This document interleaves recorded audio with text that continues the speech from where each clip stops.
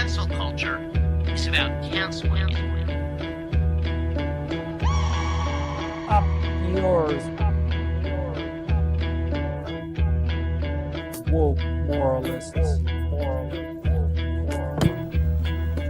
Up yours. Systematic bullying that's happening.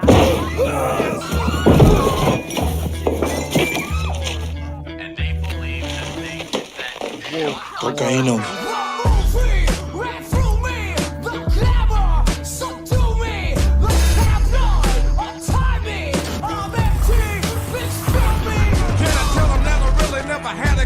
But it's the wax that the Terminator X run. Now they got me in a cell cause my records ain't sell. Cause a brother like me said, well, it's born like this, it's born like this. Immaculate conception, not transform like this, perform like this. Wish out you a new weapon. I don't contemplate, I meditate. Then off your head. This that puts against the bed. This that I got realness. I just push cause it's in my DNA. I got millions, I got riches building in my DNA. I got junk, I got evil that rot inside my DNA. I got off, I got trouble, some heart inside my DNA. They seem animalistic is what I mean. No, they're worse than animals. The woke mob, they ruin everything. They stopped Ben Shapiro from going to events and speaking. They stopped Ann Coulter from doing it. I will never surrender even a single inch of ground to a pitchfork mob. You never cave to the mob. We will never bow to the mob. Ever. No matter what. Do you see the final expression of cancel culture in terrorist groups like We'll see. Count. They want you to collide. Hey, how's it going, Hi, everybody? friends. Hello. Having a wonderful Thursday, everybody, hopefully? Happy Thursday to you. Good. How about the chat? We doing okay? Good. Hey, The chats. government of Canada is bringing down. Sorry, that was me. I was trying to open the chat on your chats at the same time. I heard the government of Canada is bringing down, so... Yeah, that's the YouTube ad when I opened up the Matt Binder channel. Matt Binder, your YouTube channel is doing Government of Canada ads. So if the government of Canada, 6 cents or maybe 2 cents. I don't know how it works. Getting paid by Canada. My You mic just is got paid low. by Okay, the I'll turn government of it Canada. up. Usually my mic is very high, so I turn it down. I'll turn it up, though. Or at You least on sound great auto. on this side. Does that sound okay, everybody? I've been messing with my mic because I've had a couple of comments here and there saying that there's like a high frequency hiss whenever I talk. So I've been messing with the settings, trying to figure it out because my ears are too old to hear it. And I don't think that I solved the problem. Okay, I did make it louder, so that's good. Don't hear anything bad. Yeah, I don't hear anything bad too, but some people are saying, specifically audiophiles who are younger are saying, yeah, there's some with my mic. So I bought a new XLR cord, replaced it, don't know. Trying my best. I have no idea what I'm doing. So Leftist audio. You know, it sounds fine to me, but I don't know. But, you know, enough about my my audio problems. Hopefully everybody had a wonderful week despite all of the crazy shit. I will say that today and really yesterday as well, we did get some really good stories that are hilarious. I kind of want to wait to talk about them until everybody else gets here. But you all know that Drusky dropped a parody that is ruffling some feathers. And on top of that, this one probably isn't going to be within the political sphere, but there's a new demo that dropped for a game called Tamagotchi Life. And I'm not sure if you're all familiar with this. Probably not. It's very niche, but it's basically like The Sims and Animal Crossing. And you create characters. You can make them be friends with each other, become, lovers and whatnot, make them gay. It's very woke. And all of the people online are turning it into a dunk fest on Charlie Kirk. It seems like everybody who's sharing screenshots are realizing, we all created Charlie Kirk in this game. So we can talk about that as well. There is apparently no filter in the game for swearing. So, you give, I guess you could, I haven't played the demo, but you apparently can feed the little characters subjects. So, people are posting videos of like Charlie Kirk walking up talking about jerking off with one of the one of the buddies there. You've got some Epstein, Trump. Can you show like a clip of this? I just need to reference anything. I've been trying to save some to show you all what I'm talking about because it's one of those things that I don't know how to. I can't really describe it, but it's very. Yeah, share with the class. Somebody made a whole character of a Tim Pool tweet. So let me share it, okay? Because so sorry, just for clarity, this is Tamagotchi based on the Tamagotchi toys of like the 90s that used to be where you create the pets, or well, okay, it's similar, but it's called Tamagotchi. But I think it's pretty much the same concept where you have to take care of your characters. But like somebody created an entire Tim Pool tweet.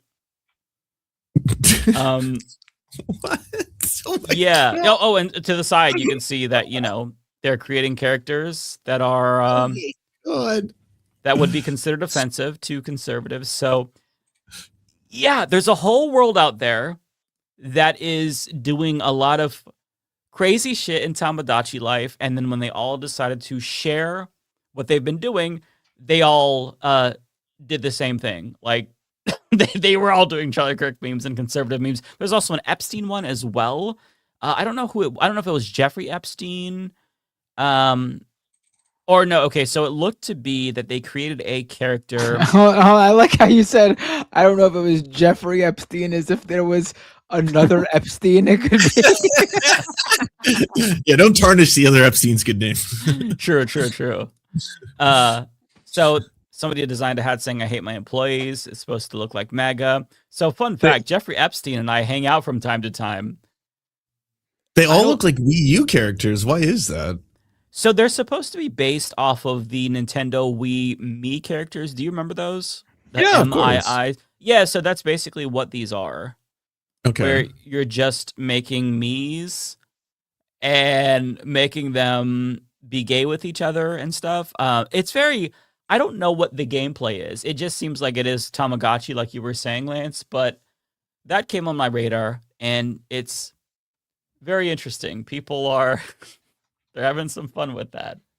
I feel like that's like finding out when there was like protests going on Roblox, where I'm like, that's just a totally separate world from the video games that I play or the worlds that I travel in. But like, I'm happy for y'all. I'm glad that people are having fun somewhere on some platform doing things they find fun, I guess. That's what they're doing. Yeah, I mean, listen, I'm too old for that, but I don't think I'm too old for this. I think I'm going to have to check out the demo now because I have a lot of characters to make. I want to make a Bernie, and I want to make it kiss Marjorie Green, the other character. I just think it would be funny. It's like, I guess it's like play dolls for adults. But basically, it's the characters can just kind of get into all kinds of shenanigans with each other. Some of them will have crushes on each other from time to time. And you can try to, facilitate a relationship, but they'll get rejected and cry. So you have to give them something to make them feel better. You can give them a teddy bear or give them a new love interest. I watched like a presentation about this game, and it looks completely unhinged. But I'm totally sold. So, yeah. The chat is saying Tomodachi means friend in Japanese. Oh, I did not know that. Okay, there you go. Yeah, that's what it seems to be about. Yeah, so Tara says some Tamagotchi is friend and egg combined. It means egg friend. Tamagotchi. That's cute. Egg friend. Like that. Okay, Yeah. that makes so much sense now. No, I didn't know about any of that. Yeah.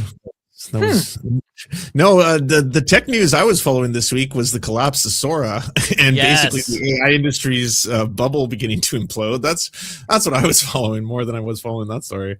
That's some good news too. It is and it isn't. Binder probably knows way more than me. I mean, I listen and read a lot of Ed Zitron, so he's kind of my go-to for what goes on in the financials behind the scenes. But the Sora thing, which feels like a win, is more indicative of them just following whatever stream is making them the most potential profit. Like Sora cost $10 to $15 million every day to run, made zero revenue, and had no possible like ROI. Whereas like they have found that the same like basically AI systems being used to produce Sora videos could be used by the way other companies are using them, like Oracle, to do coding that actually has a way higher, like, ROI, or at least profitability potential stream than making just useless SpongeBob doing 9/11 videos, which is why Sora probably closed down. And then the funny part just being that Disney had recently bought in, but maybe Binder, way more than I do on that. Everything you said, yes. Nice. I got it accurately. Also, I reported. Also, TikTok's video AI product was eating their lunch. It was completely, in terms of like what people were, in the sense that people within the industry use this stuff. The one that TikTok released was much more prevalent. Like no one was using Sora. So no one of any sort of business venture was using Sora. And then Disney, pulled their $1 billion investment.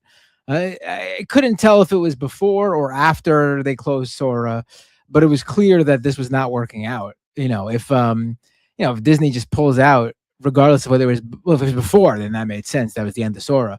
But if OpenAI was just like, yeah, we're not so sure about Sora, and Disney was like, I'm out.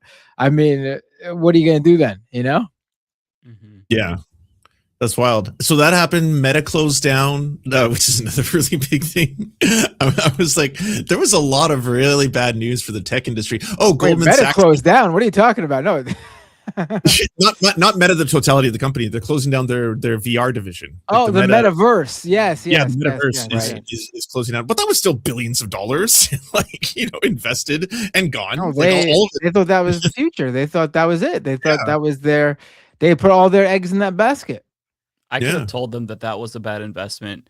When you go back to those videos where Mark Zuckerberg was like, here's my avatar, and then it showed him and there was like the Eiffel Tower behind him. I remember dying laughing looking at that. Like, what? And then there was, oh my God, there was a demonstration. Correct me if I'm wrong. Maybe this wasn't Meta, where they said this is going to be the future of grocery shopping. And they were like, so you were in a virtual grocery store. Oh, that's the metaverse. It was the metaverse. Okay, thank you. Yeah. And you were taking things off the shelf. It was branded with basket. Walmart. Oh my God, I didn't know that. It was to virtually shop in Walmart and grab, like you're describing, grab the items off the shelf and put them into your digital shopping cart. As opposed to just clicking add to cart. Yeah, exactly. You physically have to, I guess, simulate taking shopping. Something, putting it in a... Why would anybody want to do this? Oh, hon, I forgot to grab this. Like, let me go. Like, this doesn't make any sense. It's crazy. It's crazy that they thought that we would want to do something like this. That's so true. Oh. You forgot the toilet paper. Oh yeah, give me 10 minutes. I'll find that aisle. I am on it. And you got to do these guys really have no idea what they're doing. Like, no, it's stunning. Like, they think people want to do that type of thing that they already do in real life. Like, it doesn't make any sense. Like, earlier in the Majority Report, we were talking about like that Melania Trump video where she walks out with the robot, and how like it's really funny. All these robots are always created to be humanoids, but if you were actually creating a robot to accomplish something, and on the show I brought up, like, did you guys see like when there was all those snowstorms a couple of weeks ago? There were like videos of like humanoid robots shoveling.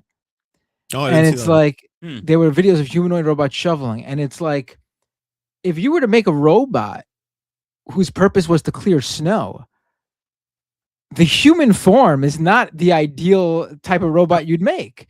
You'd make like an autonomous like snowplow, like just a snowplow that can go around and take up big piles of snow. It wouldn't look like a humanoid, but like the tech world is obsessed with creating these humanoid robots. Like, they could create a robot however they'd like. They could let their imagination go wild. Literally, there are no limits to creating a robotic in a form of anything. But they're obsessed with doing it in the human form for some bizarre reason. I mean, there's a few reasons why we could guess. And number one is like really rich people who fund these things are clapping their hands going, oh, well, it looks like a human. You know, like that's because that's what they think it's remind them supposed to of look like. It's sci-fi. like movies. Yeah. Yeah. But that's it. I think But, it's like- because they want them to remind them of sci-fi robots and have them be like, "I'll give you $100 billion. You're making Skynet. Fucking you do Yep. it, right? Here's money They for want to Skynet." live in that sci-fi future, but the only thing they're bringing about is like the sci-fi dystopias, where like tech Yes. overlords are, you know, stripping us of our jobs with their technology, and there's like fascism. By the way, I don't know if this is true. I have to pull this up really quick. So Carrie Shaw sent the super chat in saying, "Didn't Snoop Dogg buy land in the metaverse?" Please tell me this is not true. He probably did. I mean, these guys were investing. These guys were buying land. These guys were buying the fucking Bored Apes on NFTs. These guys were buying all this shit up. I mean, that they thought that they were these celebrities were eating up what the tech bros were selling them. I mean, I would guess that they probably didn't lose very much because the tech bros gave them the heads up so they could get in right away. So they probably made profits from selling this stuff when it was big. But this just, you know, it is what it is. You know, I was thinking of, you know, imagine if like the tech bros around during like the dawn of like the automobile, and like they were like, "Oh, we should create this thing called cars," and they came out with their design, and it was literally like all of us riding on the back of a humanoid robot, and that was a car. Like we were piggyback riding on. Like that's what they would come up with today. If cars did not exist, that would be their grand idea for cars. What if you could ride on the back of a humanoid robot? Yeah, like that's what they would think. By the way, I pulled up a video from the heyday of Meta when somebody was like, "This is just two normal human beings having a perfectly normal conversation." I forgot his alien phase. This was right before his dude bro phase, where he like reimagined himself, started to like pretend he knew how to hunt. He was lying to Joe Rogan about like his favorite bow and shit. And he didn't even memorize the name, right? Like if you're gonna be a poser, pose, like do the work. Oh, that's He's funny. so unbelievably robotic. Yeah, he didn't have the gold chain or anything. No, okay, we could watch some of this just because I remember this being really cringeworthy, but I don't remember the specifics though. Yeah, this is after the smoking meats Deb phase. from our studios team okay, is joining me. Deb, do you want to take us through some of the exciting games in the pipeline for Quest? Absolutely. Absolutely. Over the You know, years, this is we've like had the the opportunity 20th to take, work too. with incredible developers like Vertigo Games, the studio behind fan favorite Arizona Sunshine. I love Arizona Sunshine. That game basically got me and my friends through the first few months of the pandemic. That's awesome. Girl, what are you doing with your hands? Excited that we're partnering Boy, with Vertigo I love on Arizona 5 more Sunshine. great games from Deep Silver and others. We'll share more about From this Deep lineup Silver very and soon. others. Nice. What else is coming? Well, the metaverse is Mobile constantly games evolving. no one's heard. So one of the most important aspects will be live service games that launch updates and new downloadable content regularly, like Echo VR, Beat Saber, Onward, Pistol Whip, and more. We're focused on this a lot right now, making sure games can build out active communities. Beat Saber has a passionate community. Oh, I love Beat Saber. So do I. And Beat Saber just passed $100 million I in love lifetime Beat revenue on Saber. Quest alone. It's a great example of a game that keeps releasing fresh I love that they content. talk like NPCs They've for this. actually I been wonder working how on they evolving sing the the way advice. that you interact. Yeah, it feels like a cutscene, right? That's Right. why we love these games, such as Beat Saber. Whoa, I love Beat Saber. Don't we all? It makes 100 million in sales. It's so great. Like this feels like a fucking video game cutscene. It's like It's bad great. AI too.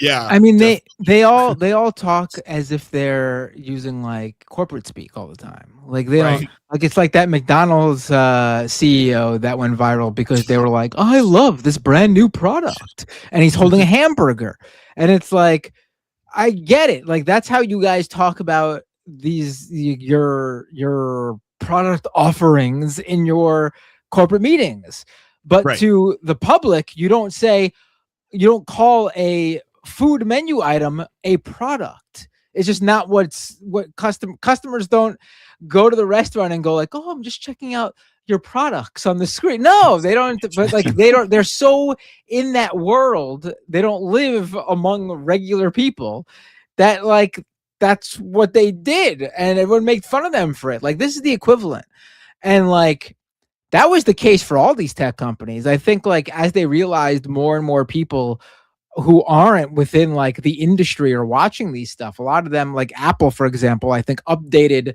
like the keynote presentation so that it spoke to more people than just like industry insiders, you know? Yeah.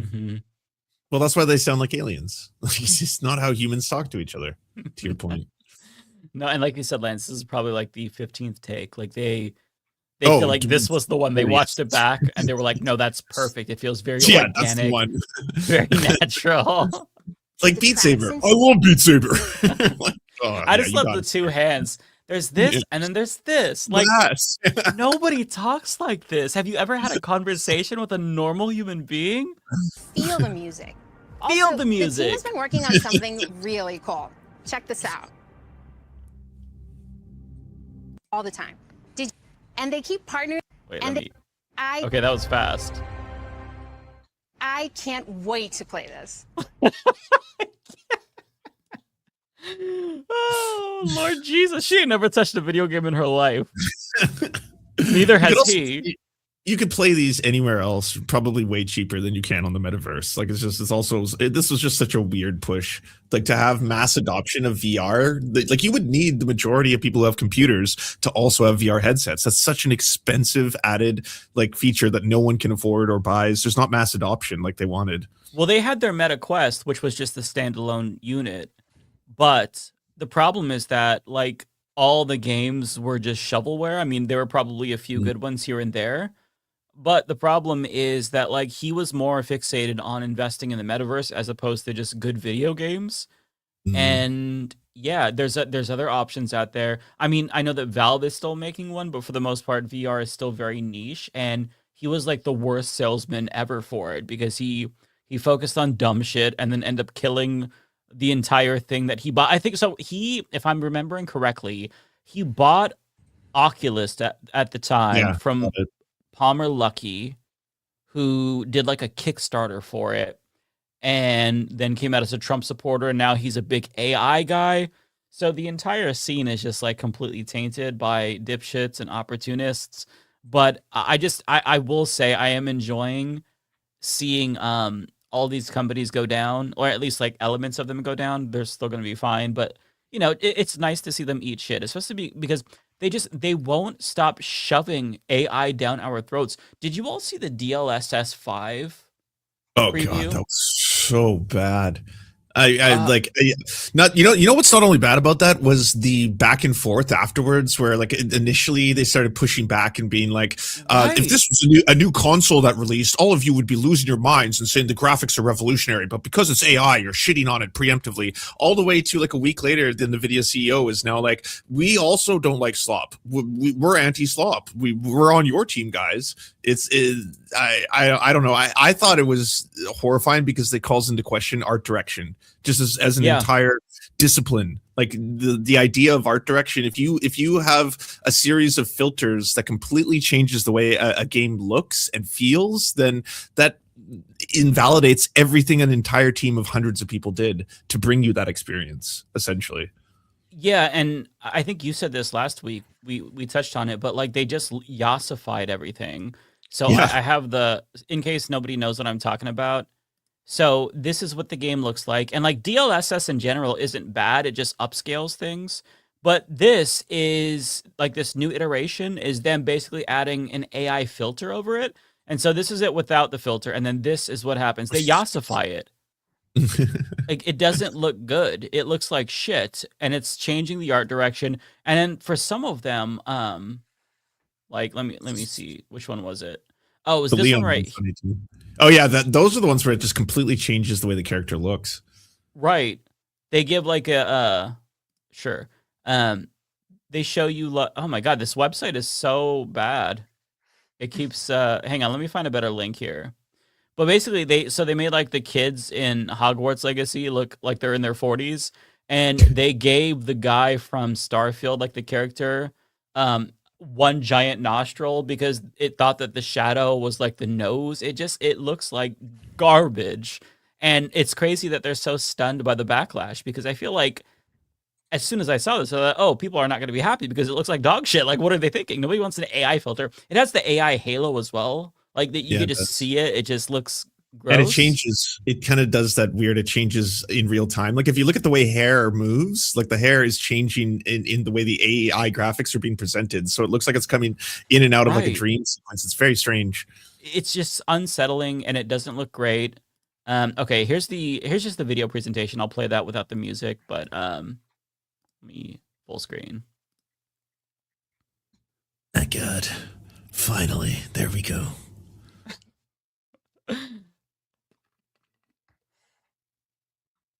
Leon's is crazy. I know. Why? Wait, let me see that again. And he wasn't an ugly character before, you know? The old lady looks so bad. I know. It's a glow up in real time. It's like the old lady got deep fried. Yeah, he does deep fried. Looks so bad. Watch this. So this is supposed to be like a 15-year-old.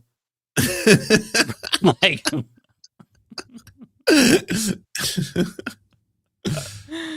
I can't. It's so unsettling. Okay, this is the one with the nose shadow. You can't see because it just uncanny valleys it instantaneously, you know? Yeah. It looks very bizarre. The football ones were the ones where I was like, I have a harder time being like, that's terrible, because I can see what you're going for. Like the technology does make it look more photorealistic, but still there's something very off-putting about it at the same time.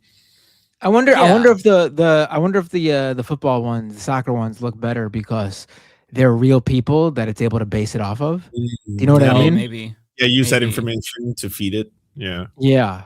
Yeah. And it's Well, not what's just crazy. what it's doing for the other ones is like, does it like people don't realize like when they use this for like they use AI to like enhance old photos.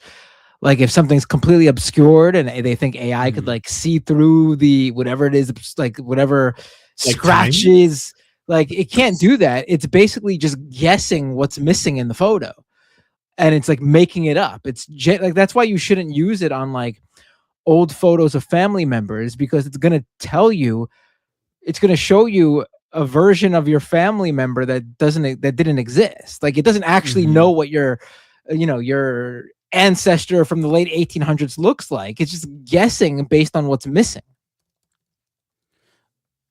Yeah. Oh, and also what's crazy is that so you apparently need two 5090s to run this, which are very expensive graphics cards. One of them just for the game, and then one to generate the sloppy AI bullshit over it, which is wild to me. Yeah, so it's like everything else. It's for a consumer market that doesn't apply to the general public. It's like those Apple AR glasses, or even the idea of the mass adoption of VR. That's for high end consumers. That's people who can afford a very good computer with a good graphics card and then buy accessories. Like then I'm going to buy a headset just for video games, right? Then I'm going to buy a whole bunch of different tools and stuff. So I'm not surprised this stuff never took off and that the metaverse is done. Yeah. Somebody says here that I did fix my audio. Okay, the XLR cable worked. Okay, that's encouraging because that's all I did, and it fixed it the last time people were complaining. So if anybody else heard the high frequency hiss in my microphone and you don't hear it now, I guess it did it. Let me know if it sounds better. That makes me feel a lot better because I was going crazy trying to learn audio. And like, is it the microphone? Is it the XLR cable? Is it my Rodecaster? Is it the computer? Is it some sort of like interference? So hopefully that worked. Okay. I was going crazy by that. It's like that. I don't know if you saw It's Always Sunny in Philadelphia, but there's a episode where Dennis and Mac move into a house and the smoke detector battery is up and he can't figure out where it's coming from. And he's like going crazy over it. That's me, but except I can't hear it, and other people are going crazy over it. Okay, so I'm gonna save the Drewski thing. By the way, is it Drewski or Drusky? Drewski. Oh my god! All right, so FYI, the video tomorrow, I pronounce it as Drusky the entire time. So you better go back and fix it. You're gonna get a lot of shit for that. I know. I am gonna get a lot of shit. My brain. That's happened to me before, where then I then go back and like, oh my god, I have to change like 16 instances of me saying this person's name because I pronounced it wrong. I'm not gonna change it. I can't do it. Go back and change it. Because I remember that when we talked about it before, when he was doing his NASCAR redneck scene or a skit or whatever, either Rebecca or Ariana was like, no, it's Drewski when I said Drusky. And I remember that after the fact, but my brain just reverted back to Drusky. I don't know. I'm a boomer. I can't help it. I will fix it. I will go back and fix it. It's not gonna be worth it. It's not gonna be. It's so much shit. I wouldn't even publish the video. Then I just. No, it's not that big of a deal. At least it isn't to me. But I mean, if people don't want to watch the video because of a mispronunciation, then that's fine. I think you should try using AI, see how well it fixes it. That's when comedian decided to. And comedian what you should do, the easiest thing to do. Drewski, I did it again. The easiest thing to do would be to film an addendum to the video you attach to the beginning of the video going, I pronounce it Drusky this entire time. It's an inside joke. That just so you know. I know it's Drusky, but it's an inside joke. And none of you are in on the joke. Yeah. And we'll all know that the inside joke is that you're mispronouncing it. I'll just put a little comment pin saying, yeah, I know. Because people will, oh my God, they will not stop telling me, Mike, did you know it's not pronounced? Mike, did you know? Mike, did you know? It's like, oh my God, I know. I mean, you obviously didn't know, so I don't know why you're lying to your audience. I know now. Like, oh my God, I know now, please. But yeah, it's funny. It was very refreshing to feel a little safer because, what was it, 2 months ago, like 800, 900 people like lost their jobs for making Charlie Kirk jokes. Right. And didn't think we'd see a full Erica Kirk dancing at Charlie Kirk's funeral drag performance this quickly. And this well done, I might say. Very well done. Props to the makeup team. My word, unbelievable. And it's a solid sketch. It's just start to finish. It's a good comedy sketch. It's a flawless impersonation, and the eyes part of the sketch. That it still gets me. I was like, right. Those are the eyes. Although Drewski's not the first to do this. You saw the other Charlie Kirk drag queen, right? No, I haven't. Oh my God, I can't remember her name. But she did. Let me just find it really quick. Although it probably will be hard now because when you just search Charlie Kirk or Erica Kirk drag queen, it's gonna be all Drewski. Yeah, let me see. I played it in a video that I did. Let me see. It's very, very good though. Oh, it's Erica Quirk by Lauren Bell. That's very clever. I like that. Erica Quirk. It is. Yeah. Okay, I found it. It's by Lauren Bell, by the way, for those who are wondering. I think that's her TikTok handle. Let me bring it in here. Yeah, so she was the first to do it. Oh, I have seen this.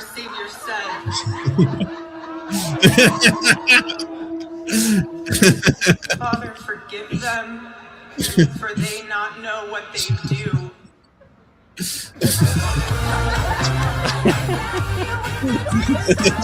What do you want to say to the other people that are putting these lies out? That's really good.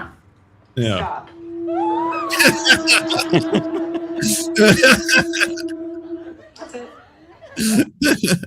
Amazing.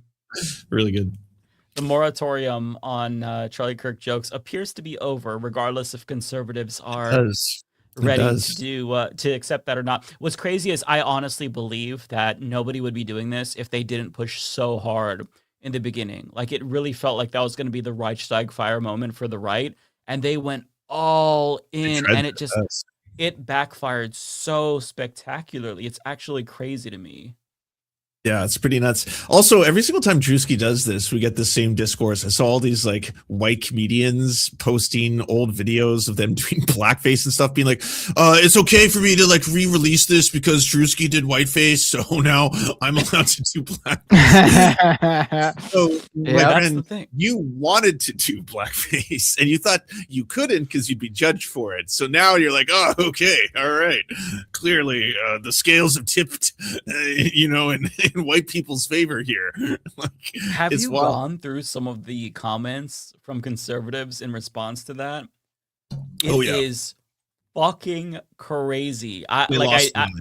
My video about this, it goes into it, but basically, long story short, if you don't want to watch the video tomorrow, please do, even though I mispronounced Drewski.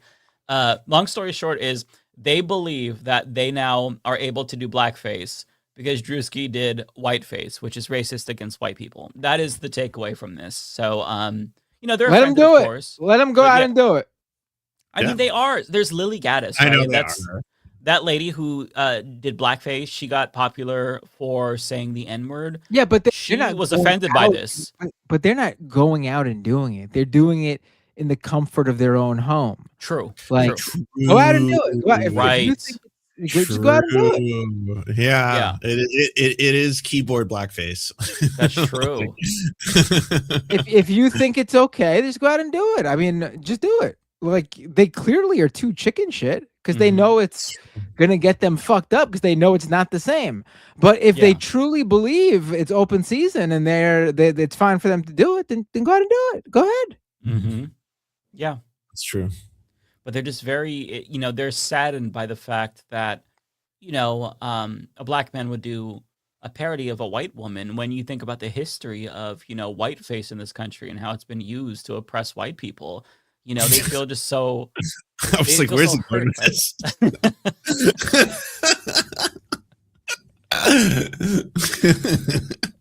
Should we just bring it in? Because we've talked about it so much. We might as well watch it. Might as well relive the happy times. All right, there's too many war crimes and atrocities every day in our feeds. It's nice to have a happy moment again. So thank you. I also have other happy video, not happy. Well, I wouldn't say like more funny videos, but yeah, I think we all could use that. It's the video I'm thinking of besides the Erica Kirk one with Drewski is the Spring Breaker Fox News interview. That one it's a little depressing, but maybe it could be fun. I don't know. But anyways, I'm gonna put in the I don't think I've seen that one.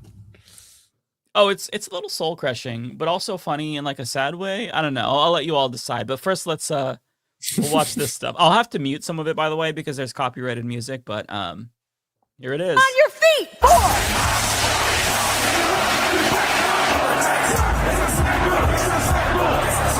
By the way, just real quick, nobody's pointed this out, and I have to. Does he not look identical to Kat Kamek? I know he was going for Erica Kirk, but he looks just like Kat Kamek. If you don't know, let me just find a picture.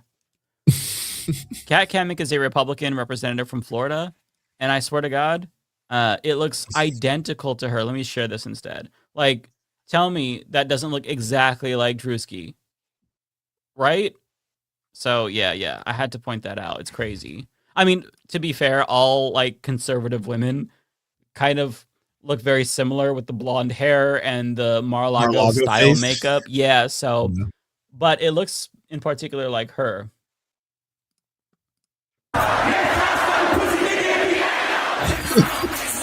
Oh, don't want to copyright. Yeah, just imagine the song "We Are Charlie Kirk" is praying for all the soldiers and troops. That's great that you're praying, but how about all the kids that died when the USA hit the towers? It broke my heart. That is the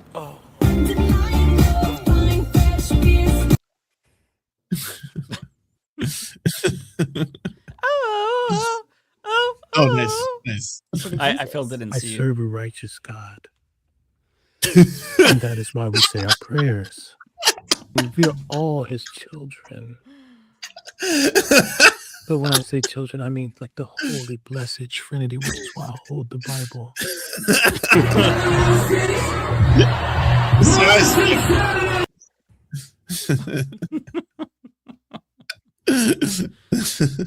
I can't believe you did this.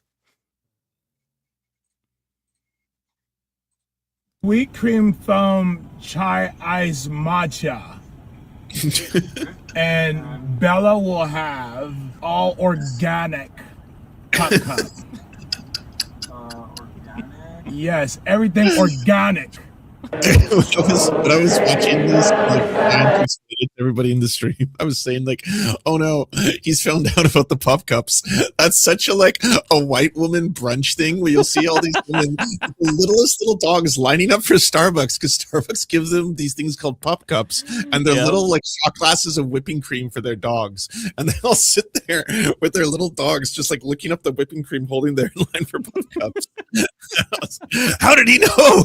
Oh no, it's broken containment. It's broken brunch containnement. So I did not know what a pup cup was. This was like in 2014, 2015. And so we were getting Starbucks at the time when I still got Starbucks, and our dog was with us. He's a pug. And they're like, "Do you want a pup cup?" I'm like, "A what?" Like, "A pup cup.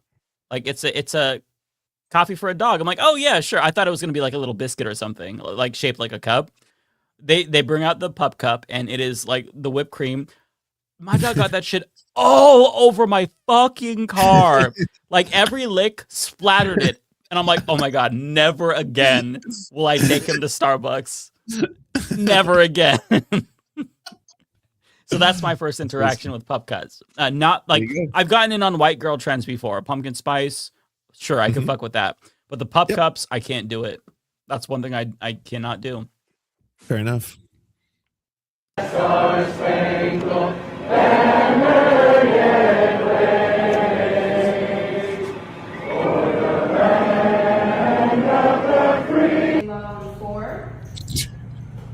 3, 7. Oh, are you good? 4, 3, 2. Hold your chest lifted. We're gonna lift. We have to protect all men in America, especially all white men in America. Those This is from a real speech, by the way.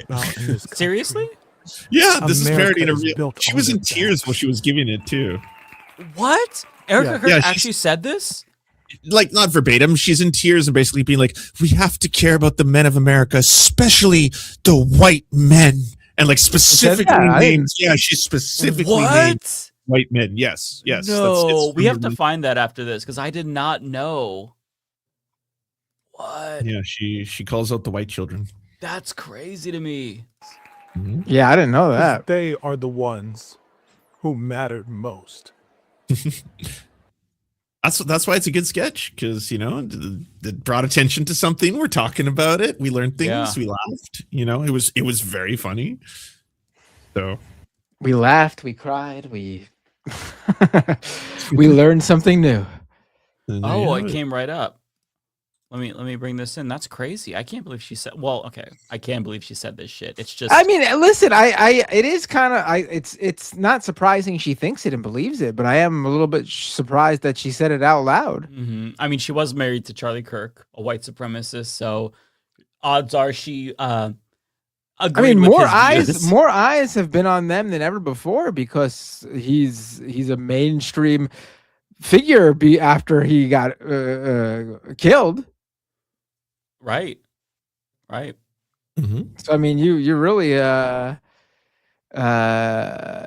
sharing those feelings out loud when you're saying that stuff now.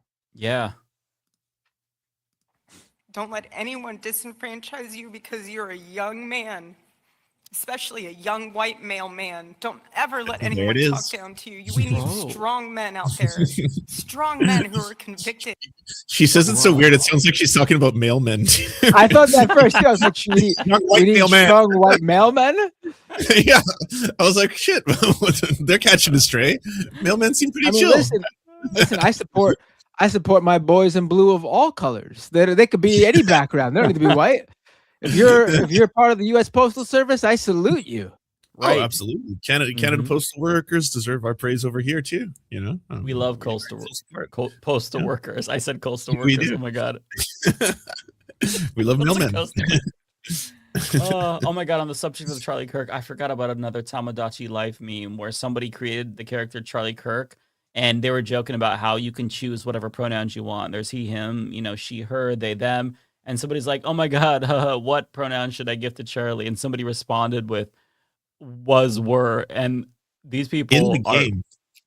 no, just somebody on Twitter responded to the screenshot with like "was, were," and I'm like, they have no chill. They're so ruthless. It's crazy. Like it's the majority of like the TikTok and Charlie Kirk memes are being done by groypers. Like the Epstein ones you see all the time with Sora video, those are all groyper memes. Yeah, all the calling cards are there. They always have Epstein, P Diddy. They're always at some point talking about like this mythical land that if you drink the right amount of a Monster Energy drink and you believe in like the power of Trump, you can get to, and it's all white, blonde-eyed, blue-haired people. This whole genre of weird shit. That's all groypers. That like they also started making Charlie Kirk memes because of the ban. Like, if you tell everyone you can't make a joke about this, even people who are aligned with you are gonna be like, "But I really want to fucking make a joke about this." Like, come on, you gotta let us make some memes. Come on, just one. Right. It's kind of like how with all the evangelicals, when they make you repress your sexuality, like you end up being a bigger freak. At least that's what true. it seems like. So maybe it's like when you repress their ability to joke about something, or a person, it makes them want to do it even further. It's like taboo, and that makes it so much more funnier to them. It's crazy because like everybody, like you all think that I have the most fucked up sense of humor, but god damn, like Tamagotchi life has exposed me to a whole new world out there. I am tame compared to everybody else.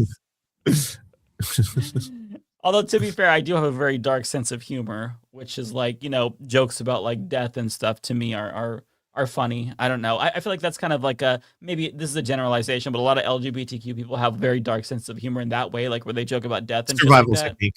I that's honestly my theory too. I think that makes a lot of sense because I mean, you kind of have to have a crazy sense of humor because you went through some shit. So yeah, usually when other people, whenever I hear somebody say dark sense of humor, if they're not LGBT, I'm like, oh, that just means racist. Is that what you mean by that? Yeah. But yeah, 100%. I'm really edgy, bro. I have a dark sense of humor. Oh, is it the N-word? I bet it's the N-word. I bet it's just the N-word, isn't it?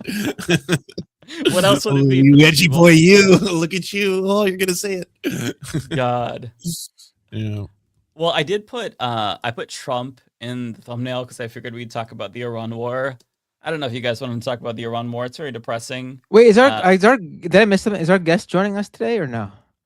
Francesca is supposed to join us. She did DM me on Twitter saying, "Can you send me the StreamYard link?" I sent her the link. I think I told her the same rules I tell to everybody. You're welcome to join at any point. Whenever, as long as drop in for as long as you want, as long as you're little. So, cool. No, Francesca, if you're watching this right now, Binder is saying.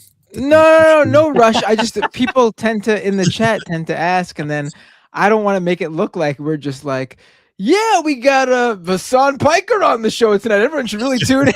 Put him in the thumbnail right now.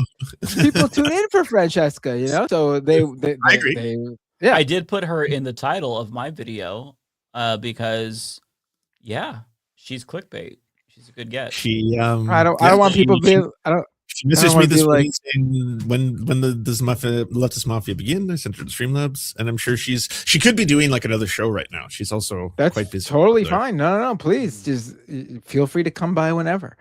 Oh, Bayphoto's asking, is Rebecca coming back? Yeah, Rebecca is working. Her work schedule conflicts with Leftist Mafia, so she will come back at some point. We maybe should change the days we stream just because it would probably be better for her and David. So we'll have to talk behind the scenes about that. But yeah, Rebecca has not left, but she is It'd be pretty hard for me to do a day other than Thursday. We'll have to figure it out. Thursday's the best for me as well. Yeah. Valid Mike, you did lure me in with the title. Haha, it worked. Okay. I can't overpromise and under-deliver though. So if she doesn't come, I will play you a video with Francesca, so that way you at least you get the that'd be pretty fun. Hey guys, we got Ryan Gosling joining us tonight. Here's a clip from Barbie. Speaking of Ryan Gosling, did you watch Project Hail Mary? No, I have not seen it. Is it good?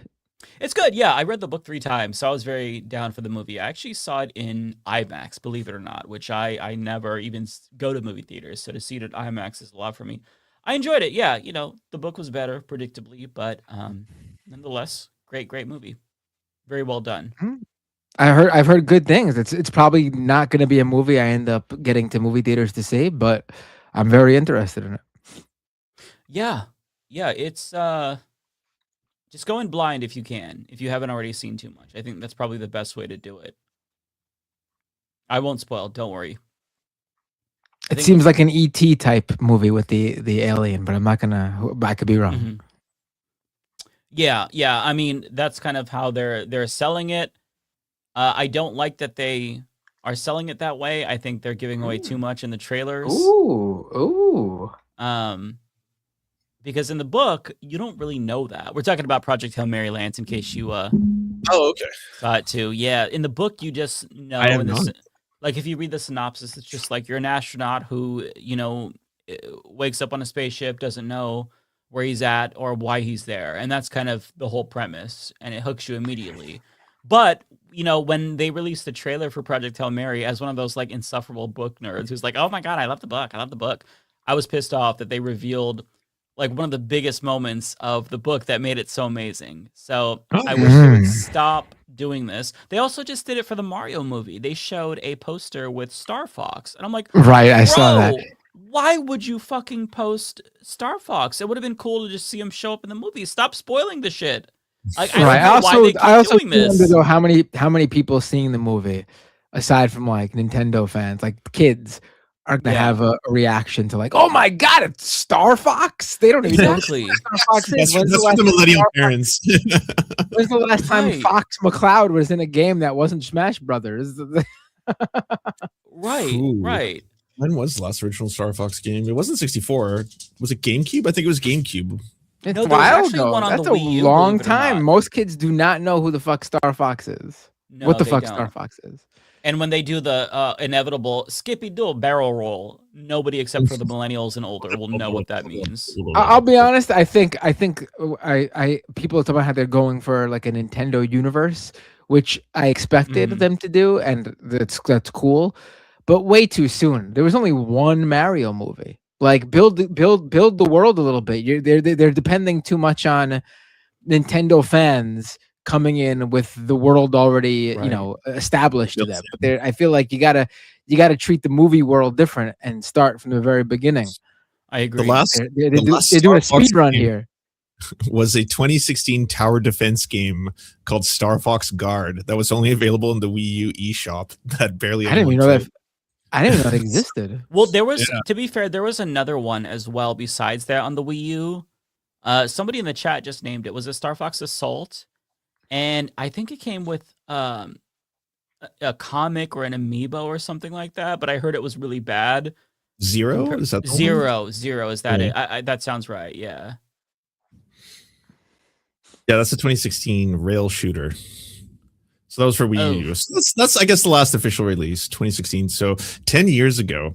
I mean, there is a lot of built-in. Like I would be one of the people, but again, I'm the target demo. I think of a millennial who in the theater would have been like, "Oh my god, Star Fox!" Right? Like I'm guaranteeing you. I don't think that would have been children. Exactly, 100%. I'm guaranteeing you the main age group that goes to see the Mario movie is between like 8 and 12. I guarantee it. I guarantee that major demographic. Not saying a lot of adults don't go, but I'm saying they are dwarfed by the 8 to 12-year-olds. 1,000%. Yeah. Although I will probably take my mom to see it because she likes it. Yeah, I wish they would stop doing this though with movies where they give you too much. You get the whole premise or like the whole fucking plot in a trailer, and then there's like what's weird now is that they do a trailer within the trailer so that way you stick around for the highlight that they show in the first 4 seconds because they think that our attention span is too short to sit through 2 minutes. So they're like, hey, look at all this in the first 4 seconds, and then you get to the real trailer. It's just really insulting. I don't know, it rubs me the wrong way. It's a little pet peeve of mine, but that's it's not the worst problem to have given everything else that's going on. Okay, what else happened this week? Oh, that's right. I did have the other video if you all wanted to watch it of the spring breakers. I haven't seen this. I'm curious. So I typically don't like these kinds of videos because they cherry pick and they try to make people look stupid. And in particular, they try to make like leftists look stupid, young people look stupid in general. With that being said, even if they edited this in a very uncharitable way, there's not really a way to defend their ignorance here. Let me pull it in. And just full disclosure, this is a Jesse Waters segment. And he was the one who would, for Bill O'Reilly, he'd go on like college campuses and talk about how, oh, well, do you know the name of this politician or how many branches of government we like, this shit like that, right? And he'd try to do like these gotcha questions. But this is not necessarily the same thing. It's actually very, very depressing. So I'll go ahead and just let you all What see for college you yourself. guys go to? UTC. FAU. Sacred Heart University. Ohio State. Spring break 2026. What is the game plan? Drinking. Blackout with my rack out. If my mom is watching, I'm sorry, Mom, but I've been getting pretty drunk almost every day. Hook up with some girls, get with as many girls as we can, and not come back with an STD. Wake out with one person each night, that's it. So how many guys have you made out with this week? I've been here for about 10 days. So 10. What were their names? I don't remember. Name one. Name me one. Name me one. What is the craziest The little clips that they cut in are so cringeworthy. There's mostly Trump clips. Just the forewarning. thing you've seen at spring break? Not that crazy. I've seen people do like cocaine off of boobs. I saw a girl like black out on the street. That was pretty exciting. Sunday mimosa drag races. You see that guy take his pants off in the middle of the club? There's a lot of famous people down here. Have you seen Johnny Belisario? What? Never mind. Okay. What is the wildest thing you've done down here? Got with somebody the first night that I came down here. Pole dancing. 2 days ago. Stripping naked, getting in the water. You gotta say, What'd you do? You went something crazy. On the strip? Honestly. All right, on the strip? No, when you had this. Okay, that wasn't public, but yeah, okay, that's... It feels like a segment issue that's been done 100 times. Like I've seen this already, like from the 90s. Like every single year, there's the exact same thing. Like, did you know children are going wild? You That's know, exactly. they're untamed. Yeah, I mean, that's Like, what these usually are, right? Where it's like, look at what they're doing. They're having premarital sex and doing drugs, and that's usually the tone and tenor of these segments. Mm-hmm. Right. I mean, it's you're going to spring break and talking to the people who go to spring break, like who go there. Like, yeah, it's like interviewing people at Burning Man and being shocked that you heard about drugs a lot. Like, right. Wow. Yeah, like I think it's great that they're living their best life. I'm glad that they're having fun. There's nothing offensive like that. They had to throw in the boomer bait for like the older people who are like, kids these days, I can't believe they would do this. They would get drunk to just make out with anyone. It's when he gets into the political stuff that is very depressing. And the reason why I think that like this one is, I mean, I'm interested to see what you're talking about specifically, but I could guess. And I mean, again, we're talking about a specific type of person who goes to these things. You're not gonna get the most politically astute individuals here. You're gonna get people who probably go, yeah, Trump, man, yeah. Mm-hmm. Well, it's not even like it's lower than that. It's like, okay, don't spoil it. I want to see it. They don't know anything. It's kind of crazy. Actually, that's exactly what I. Go ahead, yeah. Again, assuming they didn't like edit this to make them look more terrible, which I'm sure that they did that, but still, you'll find out. Facing America is the most important to you. What bikini I'm gonna wear next? Obesity is terrible. Ice. Not personally. I'm legal. He knows. Getting a tan on the beach. That's the most important thing in my life right now. I'm thinking about Starbucks, to be honest. I'm thinking about Starbucks. What I'm gonna get for today. The elevators don't work. You got 43 floors. The elevators don't work. I could take this little glass of water, drop it in the magnets. That's the end of the elevator.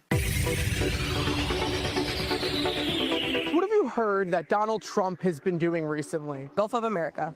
That's the last thing I kept up with. We're going to war with Iraq. That's been crazy. Iraq. You in Colombia, you got Maduro out. Oh, with Trump, but That done. He's like trying to sue those people for making jokes about him. 600 times! You must be happy. I'm very happy. The Ayatollah's dead. I'm so. What? Who? What?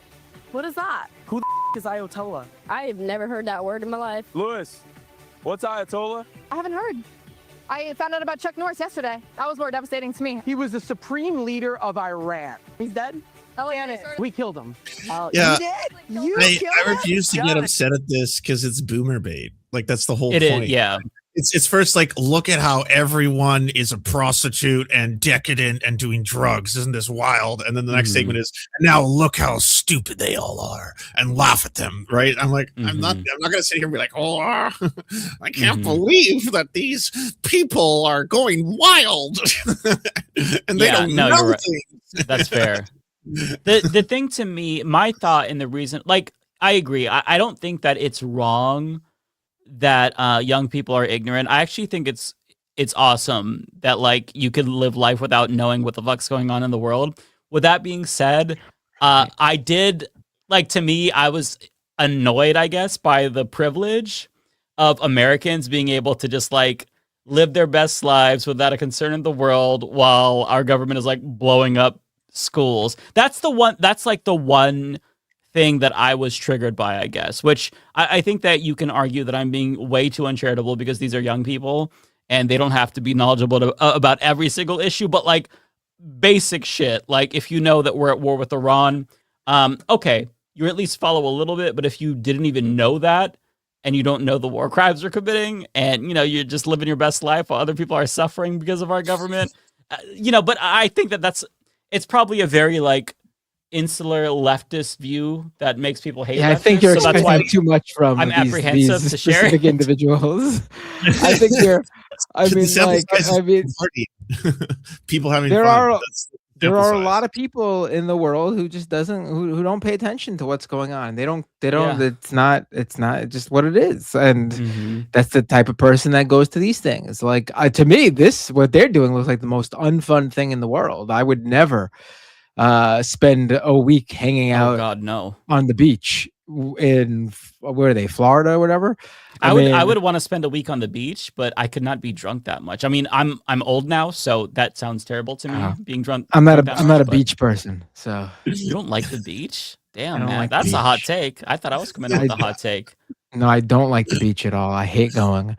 It's You the guys worst. are a demo for this video so you can get mad at all these young kids on the beach having fun. Look at them having fun. No, listen, I think that's fine. I think that's what people this age who are into that sort of thing do. I don't have anything like I mean, what would bother me is if one of these people did try to get into politics and ran for office or something. Like they know their lane, they don't care. It's not like they're getting involved in politics or even political media. They don't care, they don't want to know, and so they stay out of it. I think that's, I wish people would be more active in what's going on in the world, but also, do you want these people more active in what's going on in the world? That's a fair point. Yeah, I don't know. I think that's basically. Oh no, there's actually quite a bit more. I'm not sure if you wanted to finish it. Unless there's something new. I don't know. If this is the shtick, then I pretty much got it, I think. That's basically the shtick, yeah. Yeah. But I do feel like a grumpy old man. No, like I get where you're coming from. Like when I think if someone is promoting a video, like the ones you see that are done to show how good things are in like Israel, right? While Israel is actively bombing Palestinians, you'll see like, hey, look how amazing the nightlife is, and I'm at a restaurant, and can you believe we're at war? That kind of stuff. Yeah, that is grotesque considering that just next door there are like crimes against humanity taking place.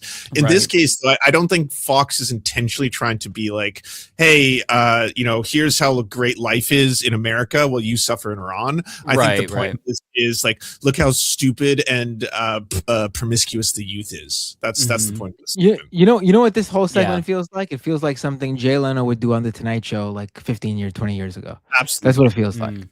Absolutely. Like they are this is like a Jay Leno jaywalking thing that he used to do. And that was what? How many years ago? When did he from like even before like he came back after stealing the job back from Conan? Like this segment is this type of segment is that old. Yeah.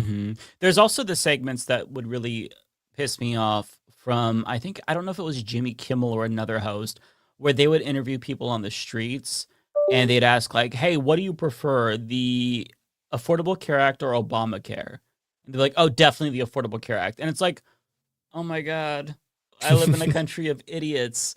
And I guess to me, what was a little bit surprising is that I guess I expected younger people to be a little bit more politically engaged. I don't know. They are just not these people.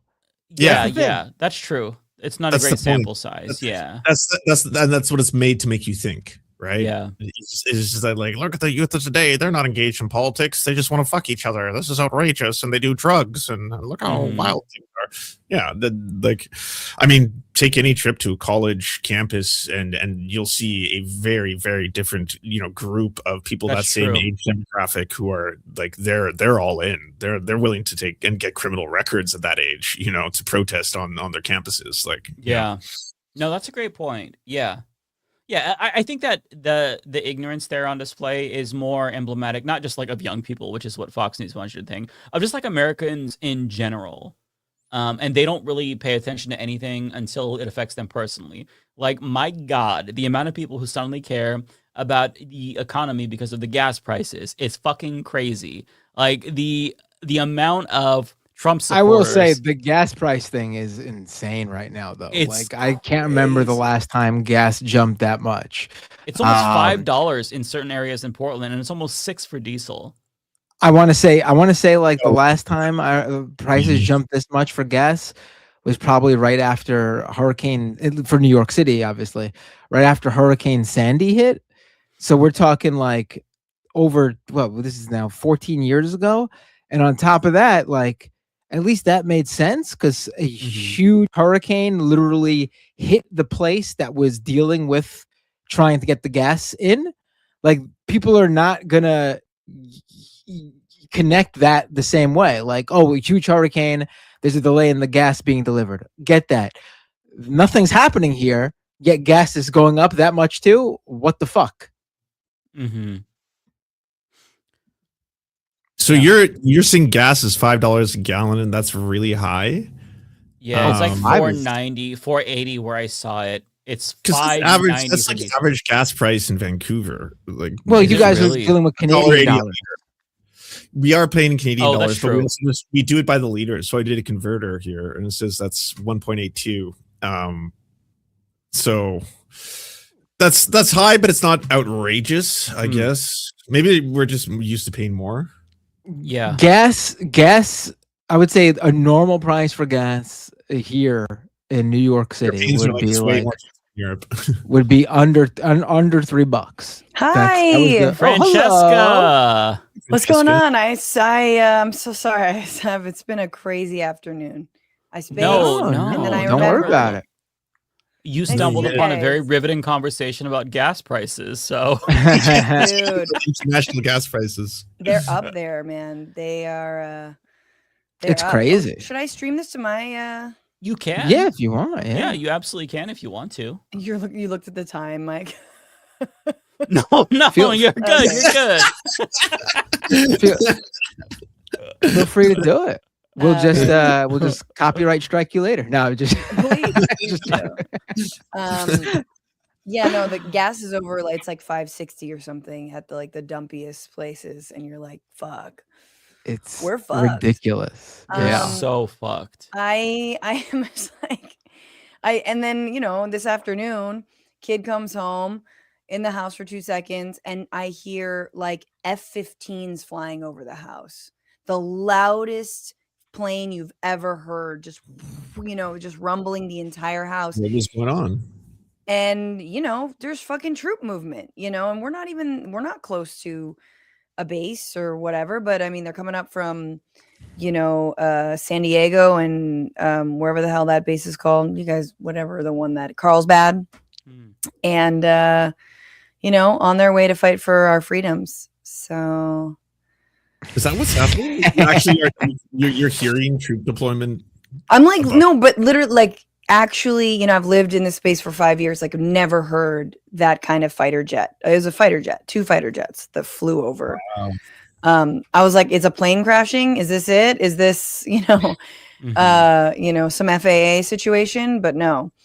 And I can't believe we're here. Here we are. And it's just so funny that, like, did you think we would have heard, if we knew whatever the fuck we were doing, that we would have heard a little bit about the Strait of Hormuz before this?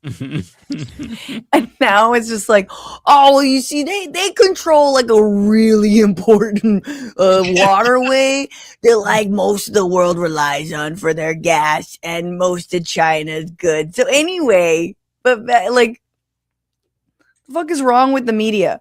It's crazy though. I'm still blown away by the clip of Donald Trump where he's like, we never thought that they would close the Strait of Hormuz. And when they start bombing these other bases, we never thought that they would. Bro, they only told you we're going to do that. And then you invaded them. It's still so wild to me that like Donald Trump is our president and we're at war with Iran. Like, it doesn't feel realistic. It feels like we all died during COVID and we're all in hell right now. That's the feeling that I get. I've been telling my audience, people know this.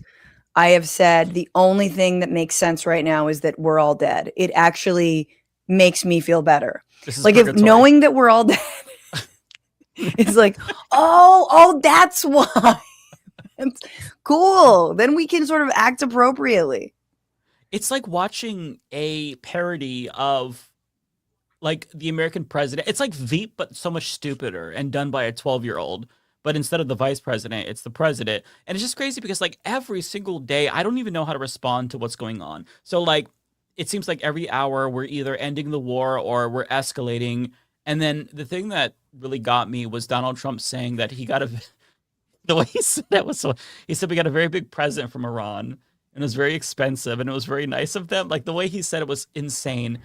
I don't know what to even do with this situation anymore because like when it came to George W. Bush, the old school neocons, everything that they were doing was like very predictable, very easy to read. With Donald Trump, I genuinely don't think he even knows where he's at half the time. So, you know, when he's talking about, oh, this just happened with regard to the war, here's what's going to happen. It's like, bro, do you know that that's even the case? Because apparently they're only showing him 2-minute highlight reels. So he doesn't know what's actually happening. Got to keep his attention. Send him war TikToks and shit like that. Good to hear. Right. I mean, does he still have the lady who like prints out good news next to him?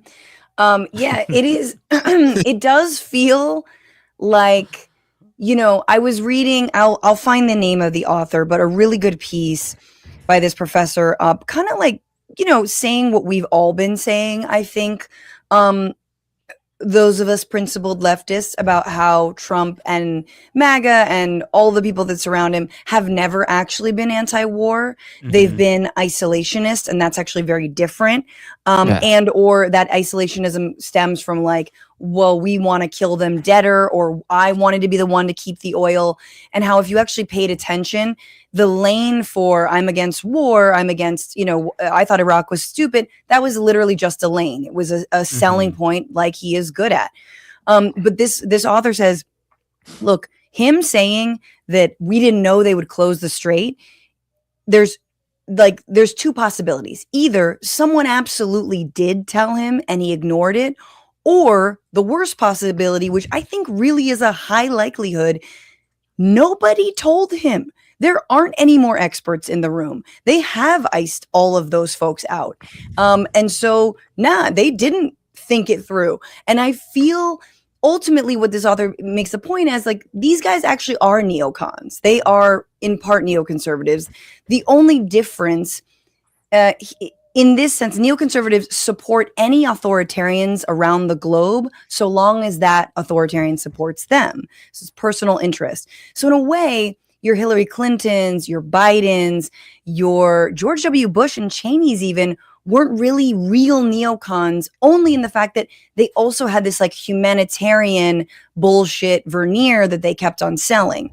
And so, but like the real neocons are these. And I just feel like what is it? The T-1000 when it melts down and it goes through every phase of every person it's ever impersonated, that's what we're seeing. Is like the American empire is dying and Trump is dying, and like every fucking neocon, like every attempt, like we're losing, we're winning, we got it, we know, we're expanding, we're not, like he's just like trying everything out. Give you the thumbs up as he sinks into the Exactly.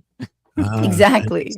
It all makes sense. I think one of the wildest things about it is the fact that Pete Hegseth doesn't have an off switch, right? Like everyone keeps talking about how things are accelerating. There's no more like generals who are capable of telling Trump how to slow down.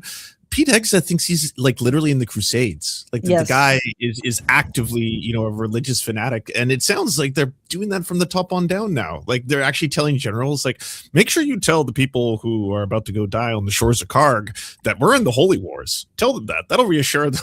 Like, I don't know if anything more horrifying knowing that I'm about to die on Karg Island than hearing that I'm fighting a holy war. No, absolutely. Especially like now. Like we haven't even been fucking attacked. They haven't even done false flag shit yet, right? It's like what are the correlate? Like they will very much reverse engineer. Should there be, heaven forbid, some sort of attack, they will reverse engineer it to say that this is why, right? And, thank God no one was hurt in that synagogue attack in Michigan. But something like that, to that effect, right? You could see, and this, it was called an anti-Semitic attack. I pushed back on that. Clearly this was an act of desperate revenge from a man whose family died in Lebanon, was murdered in Lebanon. So that kind of stuff is going to happen. And yeah, going to Karg Island to control the world's, like, what? None of this is going to be good for us. Like, none of it actually works out. If we had built up our national industry, if we were like ready to go and be like, once we get all the oil, oh my God, America is going to be humming. We can't do fucking shit, man. We don't make anything. So, he's like, what are we going to do with all that? What are we really going to do with all that? Yeah. It just. What is the end game for everything? I still haven't heard that. I haven't heard what the actual plan is here. Like, at first it was assassinate Khomeini. You did that. He got replaced with Khomeini. And now it's like, what's phase 2 of the plan? The plan ultimately from this war, from what I understand, is to get the Strait of Hormuz open. That's the goal of the war. Pre-war levels. Yeah, pre-war levels. And by the way, the sanctions are no longer. So that's true. It seems like Iran's crushing it. And honestly, guys, good for them, right? Like, who among us is not just like, good for Iran? You know what? Because like they really are fighting an existential war, man. Like, motherfuckers are breathing in toxic air. I had a fucking iced matcha latte today, all right? Like right. There's a big difference on who's feeling the impact and who needs to fight to the death. Yeah, I mean, listen, I'll admit when I saw the new Lego propaganda video that they put out, it was AI dog shit, but I'm still like, you go, Iran. That was Iran. That was impressive. It was AI dog shit, but yeah, it was the one that I was like, I was here for it, dude. They're going back to Native Americans. And then they got to like Soleimani. I'm like, I'm not really shedding a tear, but good for you. I just put the link in. It's a Dissent magazine article. And it's funny. When I read this article, I was like, I immediately want to send this to Cenk Uygur. But I was like, I didn't, because I was like, oh, he doesn't read. I forgot. I was like, oh, I would love to share this with him, but he doesn't read. He doesn't pay attention. Daniel Luban, political science at Columbia University. Yeah. Okay. The fact that the war in Iran his basic thing is like, if you actually were paying attention, none of this should be a surprise. There is no, how could he go back on his word after promising to be anti-war? How could he do this or that? It's like, no, they've all been pro-war. I mean, and it's crazy, right? Because between Marco fucking invade every Latin American country, Rubio, Stephen Miller, torture is good, little asswipe, and fucking like holy war Pete Hegseth, these are people who like uniquely took the wrong lessons from the Iraq War. Like you couldn't find people who were more poorly positioned to carry forward some sort of actual isolationist or whatever non-interventionist approach. Absolutely not. These are fucking like numbskulls for decades, right? So it is kind of crazy that, homie, what's the guy, Joe Kent? I call him like, he's like Dove Maxing because he's like so chatified, but he's like anti-war. He reminds me of my grandma. He has my grandma's hairstyle. Rest in peace. I was like, to your my grandma. grandma's hot. I mean, look, she may be somebody's cup of tea. But yeah, My like grandpa's. it is a little refreshing because, and I'm sure Jenk's probably like, Joe Kent is my guy, you know, but like at least there's one guy. Yes, he like is friends with Nick Fuentes and whatnot, but at least there's one guy who's like, I am gonna quit because I did think this was going to be, you know, an anti-war government. Yeah, there's no resignation from Tulsi, who made her entire identity the I am the anti-war person. Yep. Like, it's so funny to see all the shirts that she was selling back in 2019 when she was running for president. No war with Iran. And also, oh my God, her tweet that Michael Tracy said he needed a cigarette after seeing it. What was it? It was like, hey, real Donald Trump, being America first isn't being Saudi Arabia's bitch or something. Just, it's so crazy how these people, they believe in nothing. Of course, yeah. It's just, they don't even try to fake it anymore. It's wild to me. Yep. Everything that the files were supposed to prove are basically happening in real time to places like YouTube for all those Doge boys. Like they gave all their depositions. YouTube intervened. A judge basically said that it was going to cause reputational damage. So that's on the behalf of the Trump administration. And they took the videos down. That's the Twitter files. Like that's what every Twitter files was supposed to say was happening. And it's really bad. And we should care about it. And now that this is actually happening, Matt Taibbi, and yeah, you're mentioning Cenk, he as well. Like all of them seem radio silent on this whole MAGA's populist. If we go to war, MAGA won't agree because they are America first and they're not going to follow Trump. And you cannot so be funny.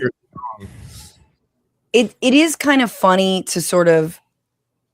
I think there's like a fine line because, like, again, dummies don't really get it, but it is interesting to see. Okay, you think MAGA listens to their base, but they only listen to their base insofar as it allows them to consolidate more and more power in the judiciary and the executive. It only allows them to, you know, clamp down, militarize the streets, take aim at immigrants. Like they listen to their base because they're, you know, it's like, it's a feedback loop. Yeah. But ultimately it is a cult, and ultimately they've lent themselves to fascism, and it's a fucking authority. It's top down, man. Ain't nobody like, oh, we really got to listen back. These are the same motherfuckers that like ran from their, you know, constituents in 2017 when they were trying to obliterate Obamacare, and they didn't want to hear about it. Now they just went about it different ways. They're like, oh, we're going to do it through the budget. We don't even like, why listen to anybody anymore? So I think it's also just really, it's wild to, I think, again, when your brain is broken, like Cenk's brain is broken, I think you imagine that the right is somehow listening to the base and they're doing everything that they want because it feels, Democrats feel so intractable. But again, that's not the case. They are just simply being groomed for, you know, to be like fucking cannon fodder. It's so crazy to me that Cenk has not, I mean, it's not crazy, right? Because it's Cenk, but it's crazy that he was so wrong. Like, he was proven so wrong. Like, if you go back, Francesca, and you watch that interview that you did with him in like 2024, every single thing that he said has not come to fruition, and everything that you said unraveled that entire year within months. And he's just like going on about his daily business, saying, oh, I was right about everything. It is fucking the trains will run on time. It's wild to me. It's what TYT ended up. It's who they are now, right? I mean, I specifically remember when Jimmy Dore was a TYT figure. Him and Sam Cedar had a debate going into the 2016 election, and Jimmy Dore's exact words were, if Trump puts 3 Supreme Court justices in the court, the moon will fall into Lake Michigan. That's how likely it is to happen. He said that to Sam. And like the exact number that Trump ended up putting in too. Like it's just 3. And he like, these never guys revisited that. So they get it so wrong, but then there's also no introspection. They pretend they've always gotten it right. Like it's just what it is. And well, you have to. Cenk is doing the Jimmy Dore thing now. Like, remember when the Jimmy Dave Dore... Rubin thing, Anna's doing the Rubin thing, Cenk's doing the Dore thing. Yeah. It's wild. I mean, you can't beat him, join him type. And I think, there's monetary interest in there, but yes, it is. I always tell my audiences, and I it's the reason I like you guys as well. Just like, if don't just listen to me. I'm not, I mean, I don't say like I'm a jack off comedian. I try to stay informed, and I have informed people on my show. But like, if I ever tell you that only I know the answer, or that I've called it, or that I predict, like, then immediately stop listening to me. And I think that there's just some kind of media literacy, especially for the internet, that we don't have. That is like, look, there's a telltale sign when someone is fucking bloviating and lying to you. And that is when they never admit that they're wrong, when they won't engage in real ideas with other people, despite how he says, I've talked to so many people on the left. Bullshit, man. You've been running from people on the left. They'll give everybody on the right credit before they even give a single left-winger credit. Like, I talked about Marjorie how Anna Taylor Kasparian... Yeah, Marjorie Taylor Greene, exactly. Yeah, Anna Kasparian was just like, she had this whole it was like a short compilation of all the right wingers who were opposed to Iran war, which was like Megyn Kelly and some other right winger, and she's like, Tucker Carlson. It's just so nice to see people on the right say this. It's like, bro, everybody on the left has been saying this. Exactly. Why do you bend over backwards to give right wingers credit, but when it comes to left wingers, you are the most uncharitable motherfuckers on the planet. Like, there's zero charitability whatsoever. Anna wants nothing to do with left wingers, and it's funny because like the only time she talks to people on the left, she gets like her asshole ripped apart. Like the whole I've had it. That was funny as fuck, by the way. When what happened? So Jennifer, you got to watch the episode of I've Had It podcast with Jennifer Welch and Francesca, because basically they're so mad about this. By the way, Cenk and Anna are so mad because really? Well, here's the reason that they love the right. It's clout, baby. It's just fucking clout. They want the clout. They want the clicks. They want the follows. And the right's got it. The right hates them. The right hates them, though. The right hate them. Yeah. Absolutely. I mean, and there he is. He's, drinking alcohol with Benny fucking Johnson, a man who did propaganda for Alligator Alcatraz. This dude is absolute scum of the earth. And he's there going, look, I'm not a Muslim who doesn't drink. And he's like drinking. I'm one of the good ones. I'm one of the good ones. I'm not a religious Muslim. What if you're a religious Muslim? What's wrong with that? Meanwhile, he's out here saying that I hate Muslims. This is like his new line, right? He said that about you? Yeah, that I'm not like that I'm not an ally to Muslims. That's the real thing. So this is the fun new line he's invented. That conclusion is fucking crazy. Well, there's a kernel to it, but the Jennifer Welch thing is really interesting because Matt, they both went on different times, went on the I've Had It podcast, and the I've Had It podcast audience destroyed them for doing it. They were like, oh my God, listen to these people, especially Anna on transgender issues and all this. And so then they had me on, and I was like, I'm not going to talk about it. I'm not going to do it. I'm not going to, why? Why would I talk about it?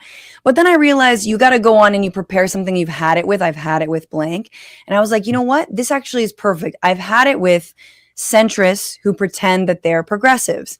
And Anna and Cenk, just like Gavin Newsom, Hakeem Jeffries, Bill Maher, really are the exact same model of like, I go on shows saying, see, I'm the left and I'm the progressive and we're meeting in the middle and blah, blah, blah, when you're actually not. You're just a centrist, and it's okay to be a centrist, but you got to admit you're a centrist. You know what I mean? And they fucking hate that title. And so anyway, they've gotten very upset. They were like, and at one point was like, don't, Jake, don't talk about it. No, it's not worth it. It's not worth it. And it was funny because Jennifer was really sympathetic to like obviously her own audience. Yeah. Meanwhile, like, we spend all this time making fun of how the right hates their own audience, but Jesus Christ, you guys, have you seen a fucking channel and a outlet that hates their audience more than TYT does? My God, for the last like 5 years. They've been bleeding money. They don't care. Their mods quit. They don't care. I mean, they think they're on some fucking like you know, on some crusade that, you know, again, it's what right wingers do. The more people hate me, the more correct I am. Mm-hmm, It's fucking insane. So anyway, speaking of disdain, they really do. Not to mention their own workers and all that. But when Cenk and I debated, I said something like, look, you think I sound crazy? Because I was like, there's going to be concentration camps. He goes, you sound, and he like had to bite his tongue. And I was like, you think they sound crazy? They're starting with Chinese people. And look, I'm half Chinese. I was using it as like a like, hey, buddy, like they're real people here. Just think about that, you know, and I'll just give that to you. But let's be honest. People aren't deporting me necessarily over my ethnicity. It would probably be more for my political beliefs, but you know what I mean? I try to bring that to him as like a, look, buddy, like it's Chinese people. It's people I know. Come on now. And then he immediately did the oppression Olympics and was like, no, it's Muslims. It's going to be Muslims. And he starts pointing at himself and he's like, And so from that little discussion, that kernel is now what he has popped over his little fucking Jiffy Pop psycho oven over there. And now he thinks that I hate Muslims because, again, this is the thing with them, man. They have no room for identity politics if you're black. Oh, if you're black and you don't want to be killed by cops, fuck you. But if you're a Muslim, a secular Muslim YouTube host, we should really put them first. So I understand now the argument that he was making about you being anti-Muslim, because it's the same thing that he applies to LGBTQ people about trans people, where you actually are anti-trans if you are a maximalist on the trans issue, because you're basically inadvertently helping the right by doing their bidding. I have to point out, though, it's hilarious to me that he basically implied that your warning about concentration camps was conspiratorial, because now if you look at his Twitter feed, my God, I don't like follow it as closely as I used to. If the Vanguard posts a video about it, I'll watch it, and that's how I get my TYT news. Shout out to them. But I came across this tweet from Cenk that was so fucking funny. I had to respond, and I tried not to instigate. He said something about so if you don't know, one of Charlie Kirk's mentors died. And Cenk tweeted about how this was, who knew? It was a freak pickleball accident. Wait, what? And This is real? you haven't heard this? Okay. I'm glad you heard this. So, okay. Charlie Kirk. Okay, so let me just go back a little bit further, okay? So during 2020, 2021, the other co-founder of Turning Point USA died. It was COVID, but he died. 2025. He was an older guy, too. We should say it wasn't some like young guy like Charlie Kirk. I mean, not saying young people couldn't, but you have to understand there's a pattern here, Matt. So, okay, then fast forward to 2025. God's the other up loose ends. co-founder died. And then now fast forward to 2026, and all of a sudden, do you think somebody just dies during a pickleball accident, a freak pickleball accident? Now, if you look at the actual article, the man who died during said freak pickleball accident, who was Charlie Kirk's mentor, he was 76 years old, and he fell on his head. Now, if you know anything about old people, falling is a risk for them. Okay, so if you're doing a physical activity, you ain't getting up. I would like to say the more prevalent thing is, I don't know much about pickleball, but how do you fall on your head playing pickleball? But I mean, you're old ass. This is like dying in poker. It's really funny. When you're old and you lose balance, like you can really get hurt so easily. It happened to my husband's grandmother a couple of years ago, just gardening, like anything, like you don't have the coordination. I know. My stepdad stopped biking, and I was like, why? He's like, well, because if I fall, he just decided that like he was of the age where he's not gonna like survive a fall, so no more biking. And I was like, oh, that sucks. But like, there's a reason why when you go to the gym, there's like those necklaces with a button on. So that way, if you fall, you press that button and they send an ambulance, because like falling is a huge risk of death for old people. But he tweeted about this, like this is you're a conspiratorial or conspiracy theorist if you think there's something suspicious about a freak pickleball accident. It's like, my brother in Christ, you have lost the fucking plot. And for he thinks there's something conspiratorial about the guy. Let me just pull up the fucking tweet, because it's too good. It's too good. I'll pull it up. I had to respond to it. There's a mass pickleball conspiracy.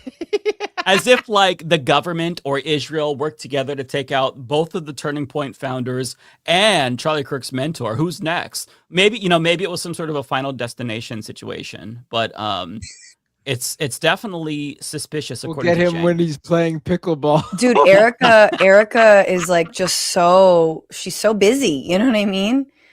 It's true. She's cutting break cords. What else is she doing?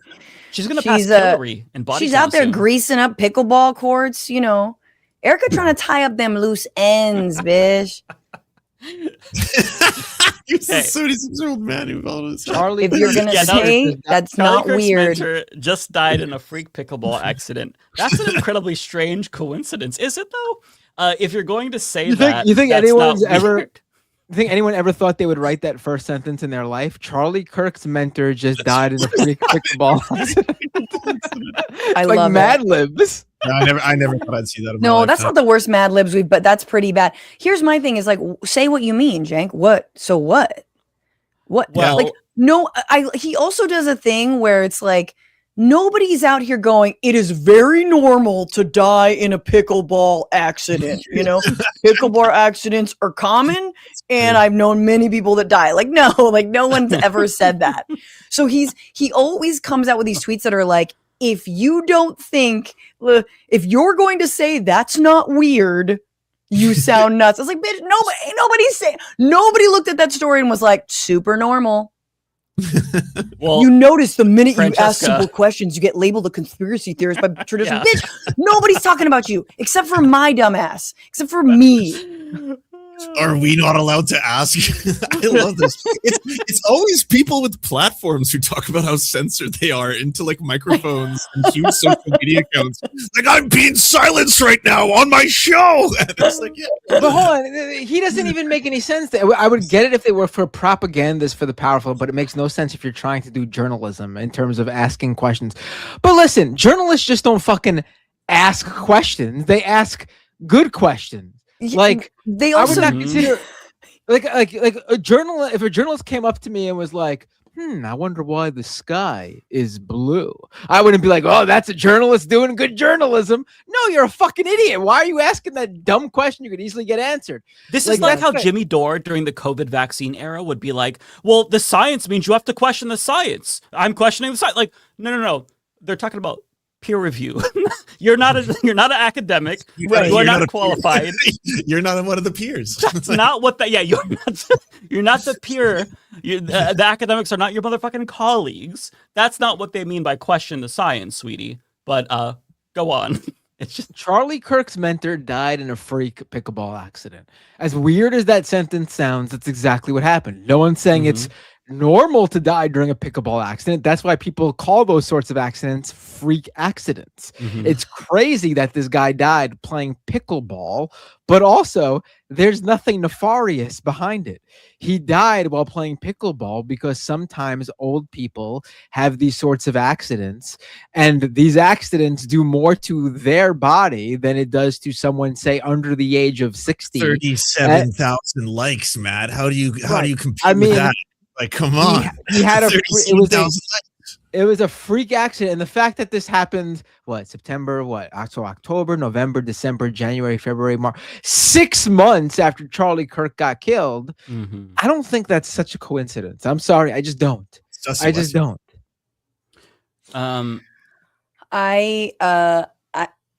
So this is recent. Yeah, March. Okay. I was like, this is the other thing. I was like, the more interesting facet is that this guy Jeff Webb is the father of modern cheerleading. Do we think this dude's like on the up and up? You know what I'm saying? Like, are we sure this Charlie Kirk though? It's the same like those Charlie Kirk. Remember when Candace Owens dropped those videos of her and Charlie Kirk singing songs together in the car, and he was like bobbing his head like it's like that's it makes sense. This guy would be hanging out with the father of modern cheerleading. Yeah, but it's just like the father of modern cheerleading. I don't know. Like I don't know the whole thing. I guess it was like it's cool. He made it. He made it more athletic, even though cheerleaders don't get paid shit. But anyway, the point is like it just made me raise eyebrows and be like, nah, feels like there's a Netflix documentary coming out about this guy like very soon. And you know, like you know, young women, older MAGA dudes.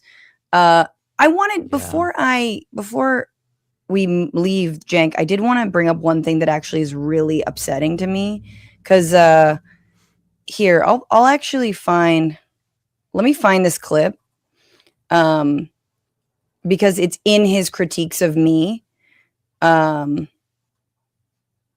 he, yeah, it's like a new Hank Thompson one. Is this an additional attack that he did again? I know he did one like last week. There's a new one, right? He's subtweeting Francesca for a while now. He'll get a super chat about like, you know, why don't you like make up with your old colleagues? It doesn't make sense that you only want to align with conservatives or right wingers. And then he'll be like, you know, brother, appreciate the support, but like, you know, we actually care about these types of things, and they don't. Like, I actually care about dead Palestinians, they don't, which is like, it's such a grotesque way to use like people dying in a genocide as a shield from criticism of your own behavior. Like that to me is just like, you've gone beyond now, right? To do that. No, and and he couches it with, he'll say, and I can't find it, he might have deleted it, but he'll say, all I'm here to do is to free the United States from Israel. I'm freeing the United States from the Israelis, is what he says, right? This is what Anna says too. We got to free the United States from Israel. That framing is incredibly fucked up. That framing is not only inaccurate, I think it's dangerous. I think it does border on anti-Semitic, and it's certainly just on its face a misunderstanding of American foreign policy. We don't need to be freed from Israel. Our political class, our military, our, you know, weapons contractors are very much in lockstep. Our tech are very much in lockstep with the Israeli government and the Israeli military. We are in a symbiotic, beneficial relationship between the two of them. They don't have a chokehold on us, man. We're open to being choked. It's like, it's all good. You have a chokehold on the world. You're America. Yeah. We have the biggest military in the world.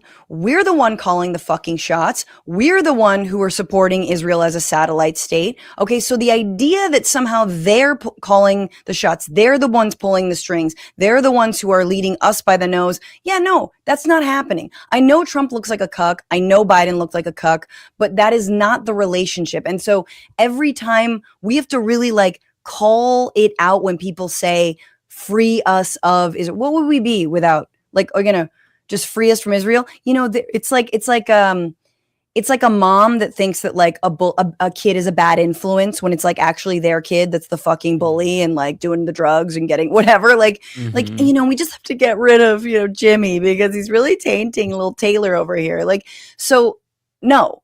So, and again, that's the right wing's framing, you know. The left wing framing is, we need to obviously end, you know, U.S. support for the Israeli military, but moreover, we need to make good on international law. We need to respect, you know, the UN's decisions. We need to obviously like end the occupation. They're like, I mean, these guys also still talk about like two-state solutions. They have no curiosity about the actual conditions in Palestine, right? It's all about Israel, but talk about Palestine. What's really happening, right? So I don't know. I've never seen them platform Palestinians. I've never seen them really talk about the West Bank. I've never seen them do anything other than scream into the void about Israel, as if, again, it alone were the reason we're in this mess. No, we're alone. We're in this mess because of Americans. Yeah, and also all the people they keep aligning themselves with, like Tucker Carlson, Marjorie Taylor Greene, all these people are supposed to be so-called allies. The Nick Fuenteses of the world are not fundraising for Palestinian resistance. They're not talking about Palestinian resistance. Tucker Carlson doesn't care about Palestinian resistance. They've raised a sum total of $0 for any single type of organization or charity, because that's not what it is about, right? It's basically at any given day, they want to be able to spread anti-Semitic conspiracy theories, talk about how the U.S. is controlled by other nations, rather than actually like take an inward look at U.S. imperialism and how bad that is. But here we are. Absolutely. I mean, and that's the one Palestinian that Tucker had on was the, you know, Christian Catholic priest, which is great. I mean, it's good he had him on, but it was like, oh, he had to be a Christian for you to even give him any airtime. So, you know, I mean, this is the kind of shit that, like, you want to talk about fucking who doesn't care about Muslim lives? Bro, you're breaking bread with people who for decades have done nothing but dehumanize Muslims, who've done nothing but call Ilhan Omar, you know, like a traitor to the US, who worships a guy who does exactly that. Like, fuck you, man. Like, how fucking dare you? You think you're gonna open your asshole to these fucks and they're gonna love you finally? You're gonna be the good Muslim who's really gonna get them to think differently about Muslims? Shut up. Like, it's so sick to me. Like, do one thing good, Jank. Do one thing. Well, it's like Marjorie Taylor Greene, Tucker Carlson, they're not beyond the pale. But Sam Cedar is completely beyond the pale. He's a low rent grifter. Can't talk to him. Francesca, persona non grata. Not good faith.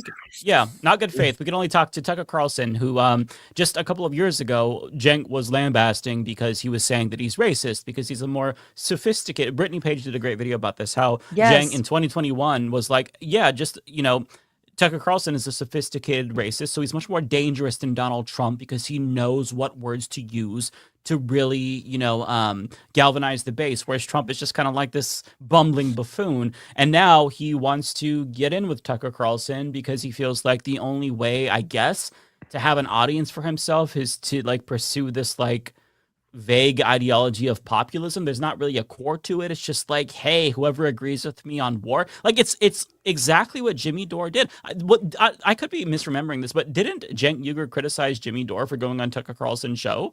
And now he's doing like the same fucking thing. Like, their arcs are so similar. It'd be a funny clip to dig up. If that clip exists, internet, find it, because this was the same era when they were criticizing Tucker Carlson still and Jimmy Dore. So if there is a clip of that, it would make my head explode. It would be so fucking hilarious. But I mean, their arcs are so similar. Anna's arc is very similar to Dave Rubin. He was a classical liberal. She's unaligned.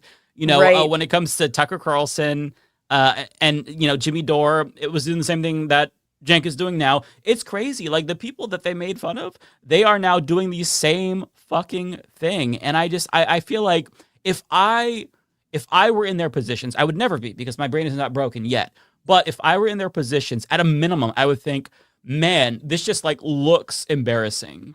But they have no self-awareness, apparently. Like, I would just be so embarrassed that everything I said. I mean, going back to the famous birthing person tweet, right? 9 months prior, Anna Kasparian was saying that people who fixate on, you know, inclusive language for trans people, Josh Hawley in particular, when he was talking to Professor Kyra Bridges, you know, because she said people with the capacity for pregnancy, she's like, what do you care about trans people? Leave it alone. This is just a distraction. And now, like, 9 months later, don't you dare call me a birthing person. It's just so crazy. Like, do you not remember what you just fucking said? No, and that's why it's so ubiquitous that you really hope that there's money there. We know it's clout. Right. It's always been clout. If you guys have ever watched TYT cover like the RNC, they'll go to the RNC and they will basically uncritically platform like Rudy Giuliani or Mike Lindell, and they just kind of they have ossified into gargoyle-like caricatures of the internet, to where they don't really stand for anything. They're just sort of like clouding into the other gargoyles, and then they do their gargoyle, and then do you know what I'm saying? Like, there's not principle, it's clicks, it's eyeballs, it's whatever. Like, it was very sort of bizarrely friendly. Like, I could only think, because John Idarola also covered, you know, the RNC, and like, if he had been there with fucking Rudy Giuliani, he would have hammered him to shit over the election lies. And the fact that they didn't, or they were very, very cordial with him, was fucking wild. And again, this was sort of when they were all descending down the primrose path. I do think there's some teal money that you know, made the heel turn happen. I think it's probably the Polymarket stuff plus other things. But the funny thing about Anna is, this bitch was literally writing a book. She has a book proposal. And the premise of the book is how, and it feels less relevant now because it seems obvious, but how culture wars divide us and how it distracts us from the real enemy, which is the 1%, the wealthy, the billionaires. Literally, Wow. that was her fucking thesis. And then I think COVID happened. And I think she just went down the rabbit hole. I don't want to see a cock in the fucking changing room, okay? Like, cock? girl, nobody wants to see your saggy pussy. Are you looking at people's genitalia when you're in the fucking changing room? Like, I'm avoiding dicks and any, like, body Yes. parts when I'm in the changing room. I don't go in there naked. Like, nobody's looking at you. Nobody's You know what it looking is, at you. too? Aside from, like, the clout shit, I think there's also a huge component of grievance politics. It's the same thing like Jimmy Dore. Do you remember why he didn't support Bernie Sanders in 2020? And he supported Tulsi? It's because Bernie would not go on his show. So it's one of those like, oh, me. Who was mean to me? It was a leftist, so I'm going to be opposed to leftists. And, you know, with the way that the right really showers you with love when you start to kind of like creep their way, I think that was really, that persuaded them because they're both very narcissistic. In particular, I think Anna, her one experience with a Trump supporter for the first time, Jeff, shout out to Jeff if he's watching. I love that you remember his name. I remember Jeff. Yes. And that apparently just changed her into, it blew her fucking mind where she met this one MAGA person and was like, he was just so nice. And that was like, oh, okay, so maybe my worldview was skewed and it's really the left that's, I don't know. It's just, I feel like they really are influenced by who is mean to them on Twitter. Yes. And when that is a I huge had part my of their ideology. When I had my come to Jesus with Anna, I was like, girl, what are you doing? Don't pull a Dave Chappelle. Like, I had to butter her up. I was like, you're the GOAT, you know, don't get dragged down by this bullshit. Like, online folks are really, you know, they're aggro and they're extremists and they, you know, they try to police you and no. We've all been there. Don't let it, that's not real. Like, that's not real. A lot of people are keyboard warriors. We know our type. We know that happens. And, you know, take it in stride, of course. Again, when your audience mass quits on you, you should probably pay attention. But when one person, you know, gets mad at you for one thing that you might have not have done right, you let it slide, you know? And so there's a relationship there. I did want to, you know, someone mentioned that New Yank says that I'm not considering AIPAC's influence on US elections. Yeah, but these are Americans. I'm sorry, they're Americans. Like I know, yes, it's like, you know, lobbying on behalf of a foreign government, but there is a massive pro-Zionist, whether they be Jewish or not, majority Zionists in this country are Christian. Exactly. Yeah. Who are pro-Israel. So the idea that we need to free ourselves from Israel's bullshit. I just think that, like, project. There's the CIGA in Canada. They do the same thing that IPAC does in the United States, but it is primarily run by Canadians, just like AIPAC is primarily run by Americans. I think the universal truth is that it doesn't matter what country you look at. It's the fact that these movements are being influenced by very rich and powerful people, and it's oftentimes billionaires. Like, you know, billionaires in any country are more dangerous to you than the citizens of those nations. Right? Billionaires in China are way worse than Chinese citizens. Billionaires in Iran, well, I mean, like, you know, the billionaires that do exist in Iran, it's still going to be more dangerous to you than Iranians. Same thing with Canadians, same thing with Americans. Like, this is an international problem that does it like, and the Zionist movement, specifically the Zionist project, is directly tied right now to the American Imperial Project. Prior to that, it was tied to the British Imperial Project. Like, again, these are extensions of Western imperialism. Yes, they're not the clone of it. Exactly. Yeah. Absolutely. And I also think, like, we need to reinforce that wherever we can and talk about imperialism, because the more we specialize it to Israel, and Israel likes that, the more they say, you know, for example, anti-Semitism, right? You know, a lot of Zionists will tell you that anti-Semitism is a very special bigotry. It's very different. It's totally different than every other bigotry. But then, you know, Black Americans, Native American, you know, Native people around the world, like, people are like, nah, it's pretty similar. And, you know, to a lot of other, you know, there's been other genocides, there's been other repression. Israel is very much, it's not a, you know, saving state for a home for Jews. It is a colonial project, not unlike the United States or, you know, many other colonial projects around the world. So I think that is also really important, is the more we sort of the more we buy into Israel's specialness or unique evil. I think also the more we could be lured down an actually anti-Semitic pathway. No, it's a fucking militarized colonial state. Again, not unlike the United States, not unlike other countries throughout history or in, currently. Like, ain't nothing really that special, only we're all seeing the colonialism happen in present day. And so we need to not make it seem like it's a Jewish thing.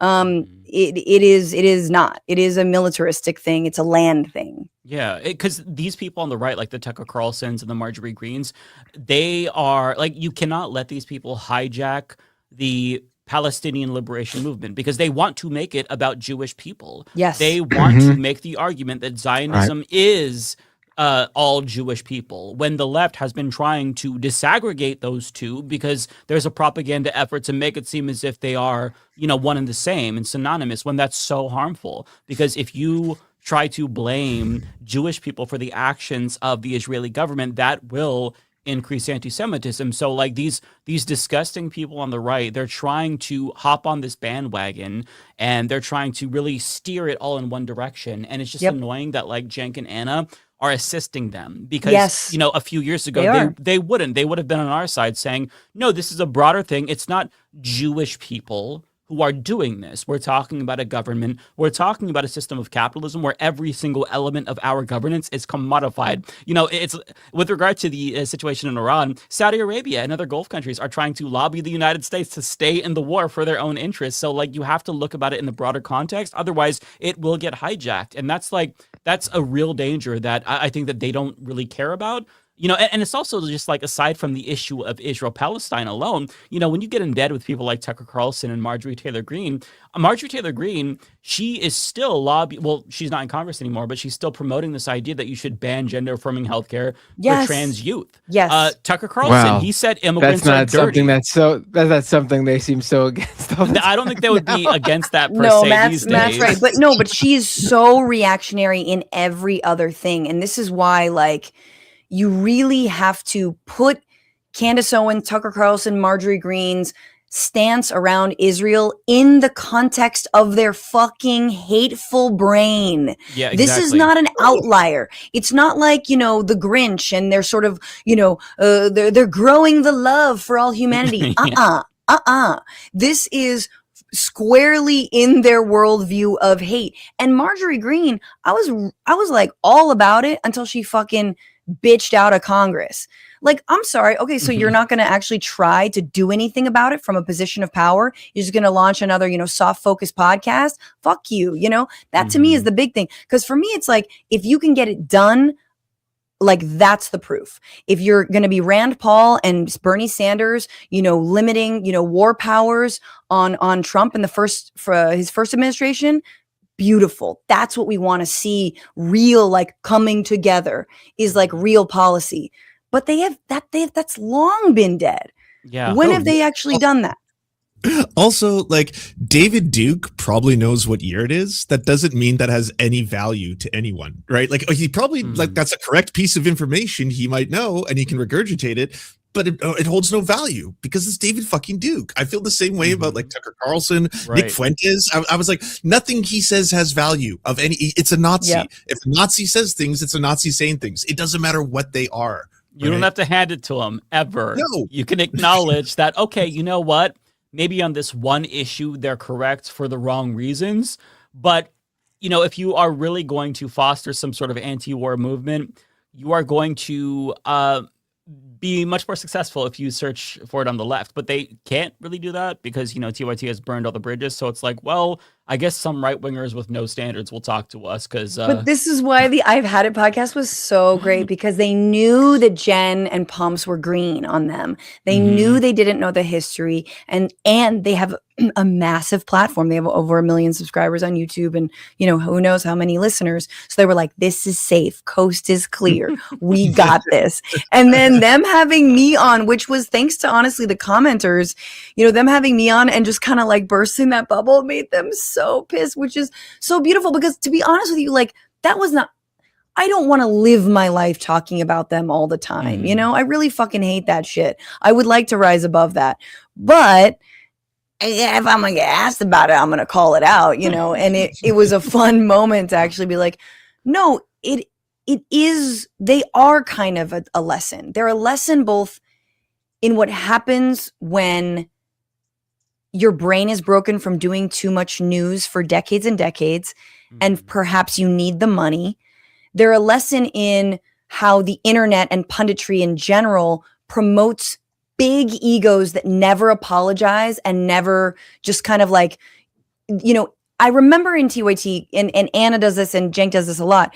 It's like everything's anecdotal. So whatever you feel in the moment, you just let it out, right? It's like you just fucking, I think trans people are weird. It's gross. I'm gonna say it. It's gross, you know, like, and that you should never like deny that little id inside of you. Which, by the way, that's a reactionary right-wing voice that people have, right?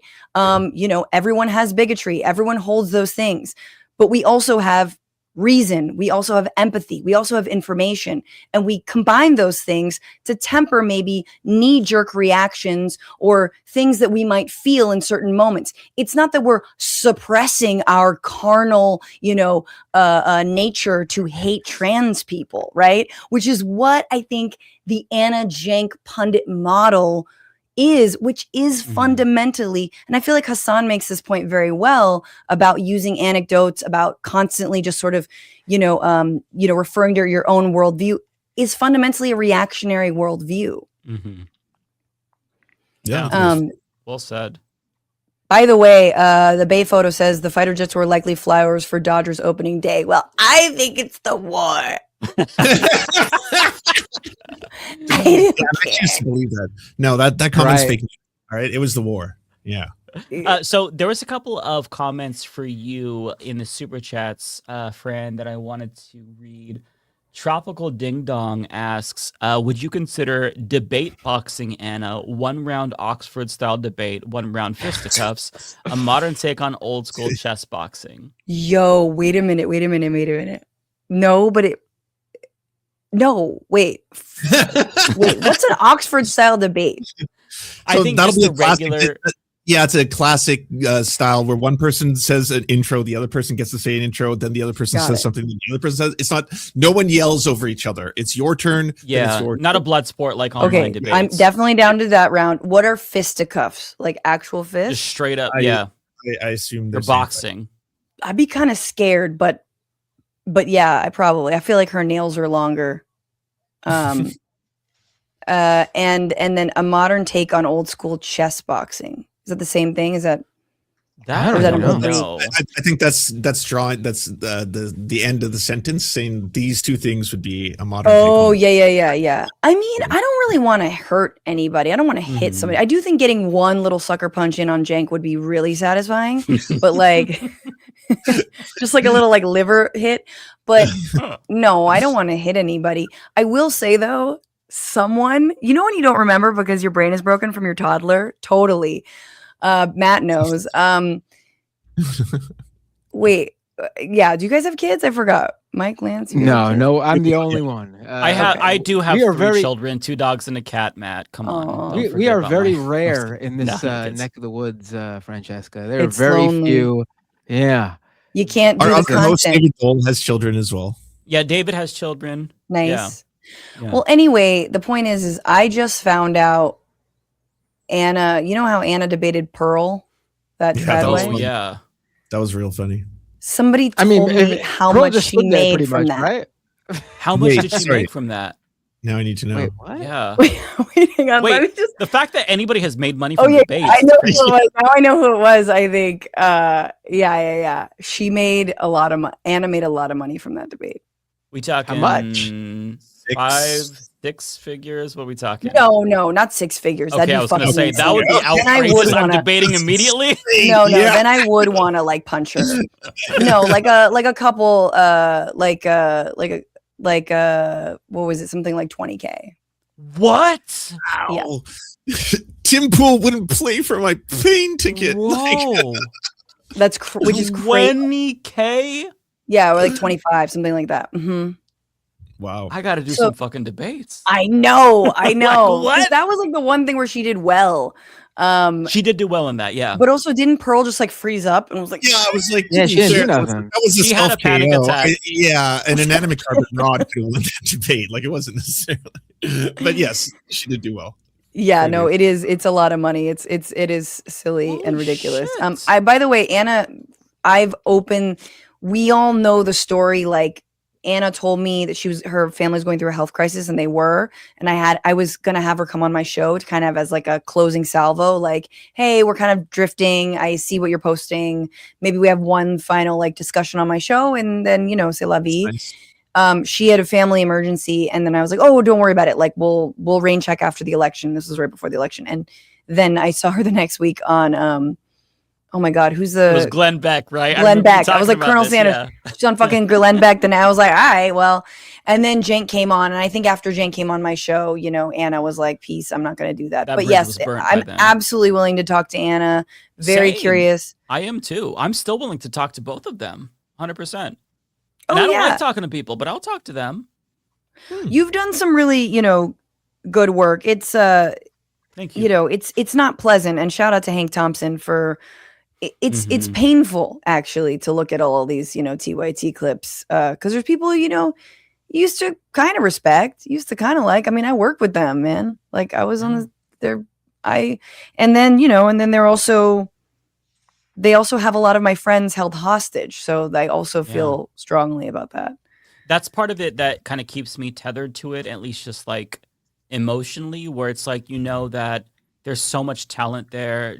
There's JR and John and just all the people behind the scenes who actually believe in, progressivism and want to make the world a better place. That it's just really sad that they're, it's your job. You don't really have a choice, if it pays the bills. So I feel invested in like them changing, even though that's a lost cause, where it's like, man, it would be nice to go back. Listen, this is a true story, embarrassing to admit. I actually wrote a college paper about TYT. It was on new media in general in a media analysis class.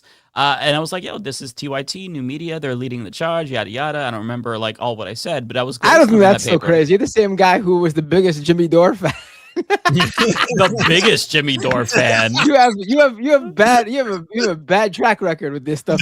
Matt, why would I be the biggest Jimmy Dore fan? The biggest Jimmy Dore fan was there on Jan 6, man. Remember that guy? He was like, yeah, we're doing Stop the Steal. Who do you listen to? Jimmy Dore. That was great. That's okay. You're like Pete Buttigieg writing a college essay on Bernie.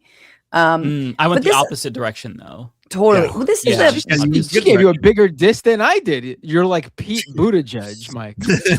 Well, it's like the inverse, right? We're both the inverse. No. men. Yeah. We're both extremely intelligent. One of us is a sociopath. The other is very empathetic. So it's like it's the mirror image, right? He wishes he could be me. He wishes he could grow a beard like this. We love we love Transportation Secretary Mayo Pete, man. Remember there was like a glimmer of hope in that moment. Before we move on, Lance, I'm coming to Vancouver. I'm coming to you. I heard. So you should plug Vancouver shows and stuff like that. So Yes. Matt is doing Bad Hasbara live in Vancouver, and it's all sold out, skis. But you can come to see us on Easter Sunday, 7 p.m. at Chill X Studio on Manitoba Street or some shit like this. Anyway, here's the link. I'm sorry it's in USD. We couldn't change it, but it was supposed to. Whenever it's fine. It's a very long link, but you can also, just Google it or bit. I think this will work. Yay! I will be there if you are going in Vancouver. I want to go see the show. It sounds Yay! awesome. Hell yeah! Don't buy tickets yet, and then I can like add you to the list. But I also want to it's expensive to get up there, guys. And here's another link. We got my kid a passport because I didn't know you had to have a passport. Apparently, you don't need one if you drive into Canada, which is dumb. Oh, I didn't know that. Really? I didn't know it either. I would still bring one because the borders are just FUBAR in general. And that's just one more reason for them to hassle you or to then be like, can you please pull over and question you? It'll be easier. Oh my God, my kid's passport photo, she's 3, is so adorable. She's just like a little baby. She's just making the cutest little face. Aw. And she's deeply afraid of moose. Oh no. So well, I mean, hope the good news is that- you will not see actual moose while you're here. Okay. They won't greet you. They don't run the city free, you know. They don't run the city. This fear of moose. Yeah. That's so She's specific. just afraid of moose, and like I was Yeah, like, that's moose are so cute. And then Matt was like, no, dude, moose are huge and actually terrifying. And I'm like, He's not oh wrong. fuck, they're big. He's not wrong. Yeah. Yeah. So yeah, we're gonna go to where the moose are. But we've been telling her this whole time, don't worry, there's no moose in your bedroom because they live in Canada. And now we're like, we're going to Canada. She's like, no! No, we're really excited. I know it's gonna like piss rain and stuff, but Vancouver is definitely like on the escape plan of I'm not gonna be one of these people that's going to Europe. We're gonna move to Vancouver. Maybe. Hell yeah. Yeah. Vancouver would be my go-to as well. Definitely. Hell yeah. Well, where are you? All of you. I'm in Portland, in Oregon. What? Yeah, you're close. Yeah. You're close. Yeah. Easy path right there. But I thought you wait, but you're from Canada, right? No. You thought No, I you're was thinking of David Canadian? Dole. Oh, I was thinking of David. I was thinking of David. Oh, I'm being- so honored that you I'm- thought I was Canadian. I'm being That's a the dick. biggest No, David is. compliment anyone has ever given me, Francesca. No, okay, never mind, my bad. But now I know that you're in Portland, so when we do shows in Portland, which like I don't know why we're not doing the whole West Coast and all together, but we're gonna be in Seattle in September, which is a far cry. But we got to go back to Portland for show. There's other big leftists that live in Portland as well. I won't say on air. I don't know if they want to know, but there's really cool lefties that live out here.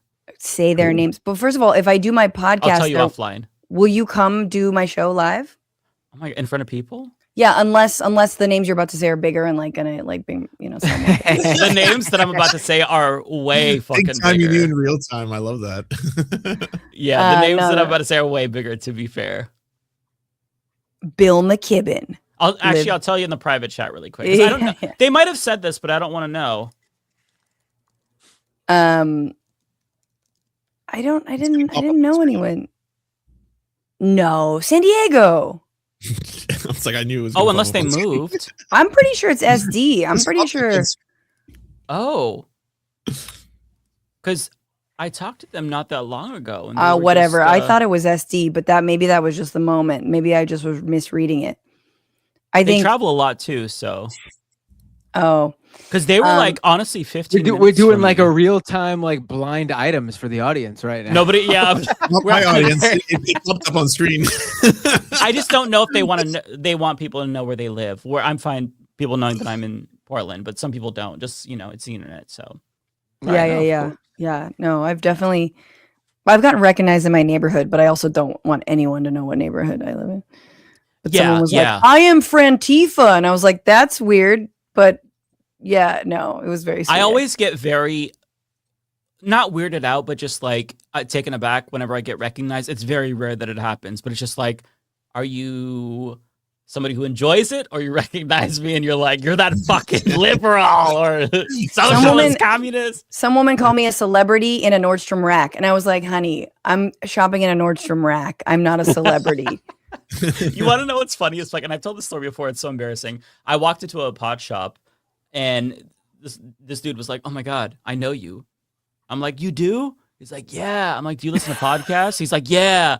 And I'm like, "Do you watch the Humanist Report?" And he's like, "No, I don't know what that is." I'm like, "Oh, okay." And he's like, "You used to work at Blockbuster." I'm like, "Yep, I did indeed used to work at Blockbuster." I was so excited. I was like, and this was like a long time ago. So I was like, "Oh my God, bro, I'm breaking through. I've made it." No. Well, you remember me from Blockbuster. I did not. I'm remember sharing him, my. though. Wait, can I share my screen? Yeah, you can share it. Yeah. Okay. Here it is. I made this. Here, Matt and I. This is what's upsetting with me and Matt. We used to be. People used to recognize me and not him. And now that Bad Hasbara is so popular, people we'll do a co-headlining set, and there'll be like a group of young kids, and we were in Seattle, and there was like a group of young kids, and they walk right past me and they go, "We're here. That's the guy we're here to see. He just walked right past you." And I was like, "Why I oughta?" You know what? I had long after I had known about him from Bad Hasbara, I didn't know that he was on Good Mythical Morning. I had no fucking idea. I know, because he keeps the world separate. And get this, I'm sure he could talk about this at some point, but like Ethan Klein and all his fucking lackeys, and now that I've invoked his name, even more so. Good than job, like, Francesca. Good job. Yeah. We're gonna get an Instagram story now. We're gonna get a straight Instagram story, right? Ethan Klein and his lackeys went after Matt at Good Mythical Morning and went after his job. And yes, for like for a very long time, they were like, "You need to fire this guy." Like crazy comments. Like they were linking to all these like clips, and then they like link to clips of like Hassan and be like, "Do you know that he had this person on? Did you know that he had like bad empanada on? Like these people are terrorists. You're supporting this." Like they were trying to. This is ringing a bell. Actually, I might have followed this. Yeah, I mean, and like to be, I know that people have gotten it so much worse than Matt has. But it's really upsetting that someone with such a massive fucking platform would literally go out of their way to try and deprive people, like far smaller creators, of work and like get them fucking canceled. Get like imagine canceling down. Like that level of depravity is so insane to me. Yeah, it is. It like I mean, there's a guy I want to punch. That's going to definitely make it in. In his little Instagram story. A classic leftist mafia clip. No, straight up. Like Blakely was on my show. No, who was on my show? And like mentioned Ethan. Oh, no. A fucking comic, Pallavi Gunalan. She's on my show and she like mentioned Ethan Klein in passing. This like little fucking weak ass hoe just like found that one clip and then was like Matt Lieb's wife. And that wasn't me. And this kind of shit. That's fucked up.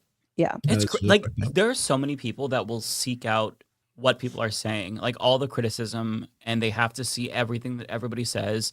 If you do this, you're gonna crash out.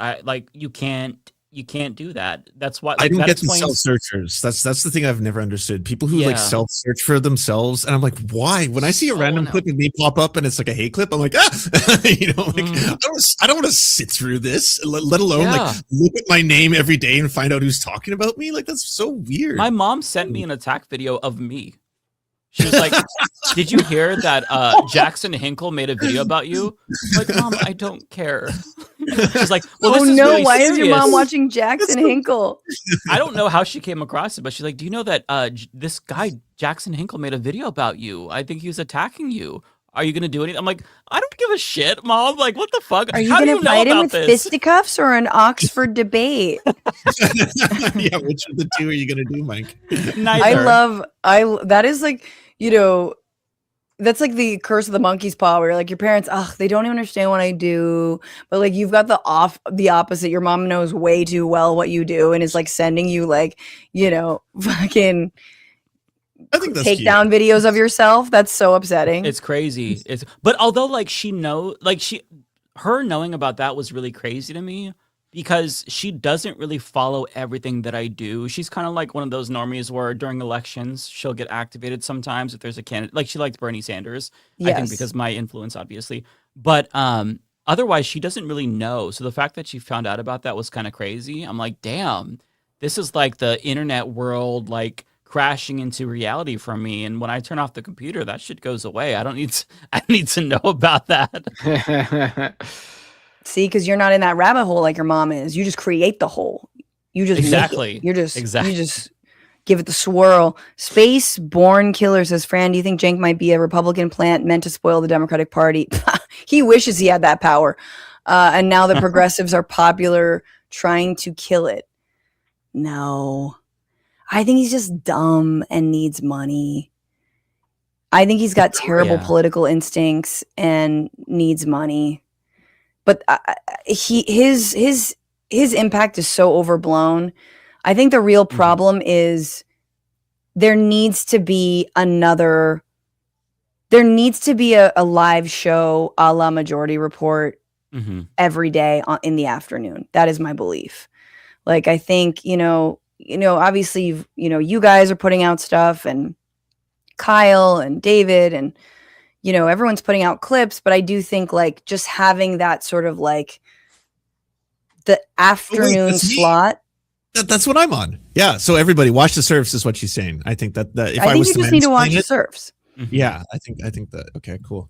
So Somebody that's else exactly asked you, great segment. Somebody. Oh no, it's not a question. Just a comment here. Hey Franny, hella psyched to see you on the PV fundraiser Saturday night. Shout out to my pal Jerome Whalen, Massachusetts First Oh District. Who shit! will Is knock this your the socks Iran off. thing? What am I doing again? This is the PV fundraiser on Saturday night. You're doing something. I'm so doing mark your it. calendar. Fuck, I don't know what I'm doing. Clarify. I think there's like, is it an Iran demo? Rachel, tell me. No.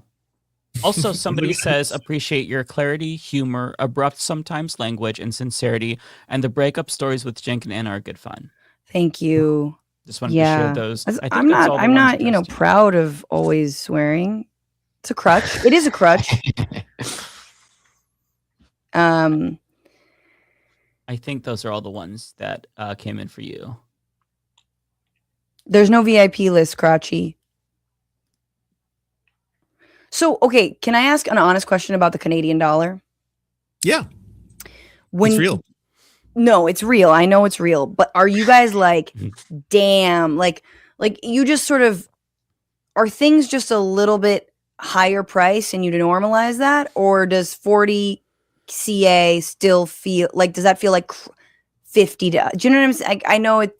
I get what you're saying. So no, because there's certain things that are more expensive in Canada, like gas, surprisingly. Yeah. It used to be because we have really high carbon taxes, but we got rid of those and stuff. But you don't feel that relative. It's just like any other country, right? Like if you lived in England, the purchasing power of the pound will be relative to everything. But groceries are way cheaper here right now. Really? Like across Are the they? board.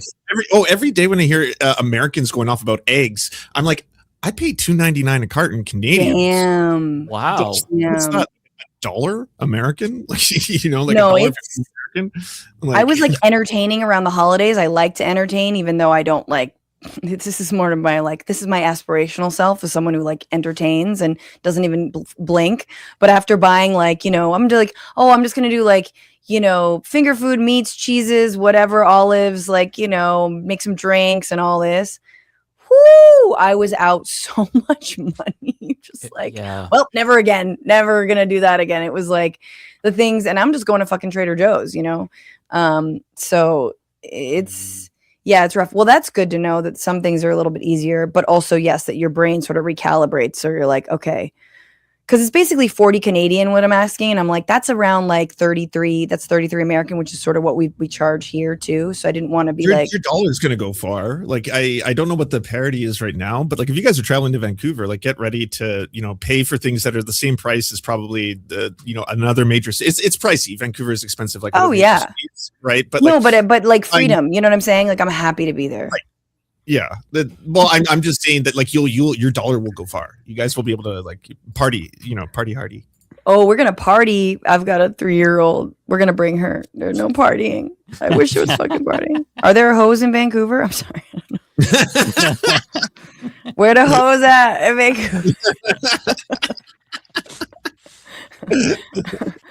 Vancouver? What else? You guys tired? How long you guys go for? Our show's over. We've been done for half an hour. I think everyone was just having so much fun. Yeah. You and having you on. I'm sorry that I was so late. No. Oh no. You don't ever have to apologize.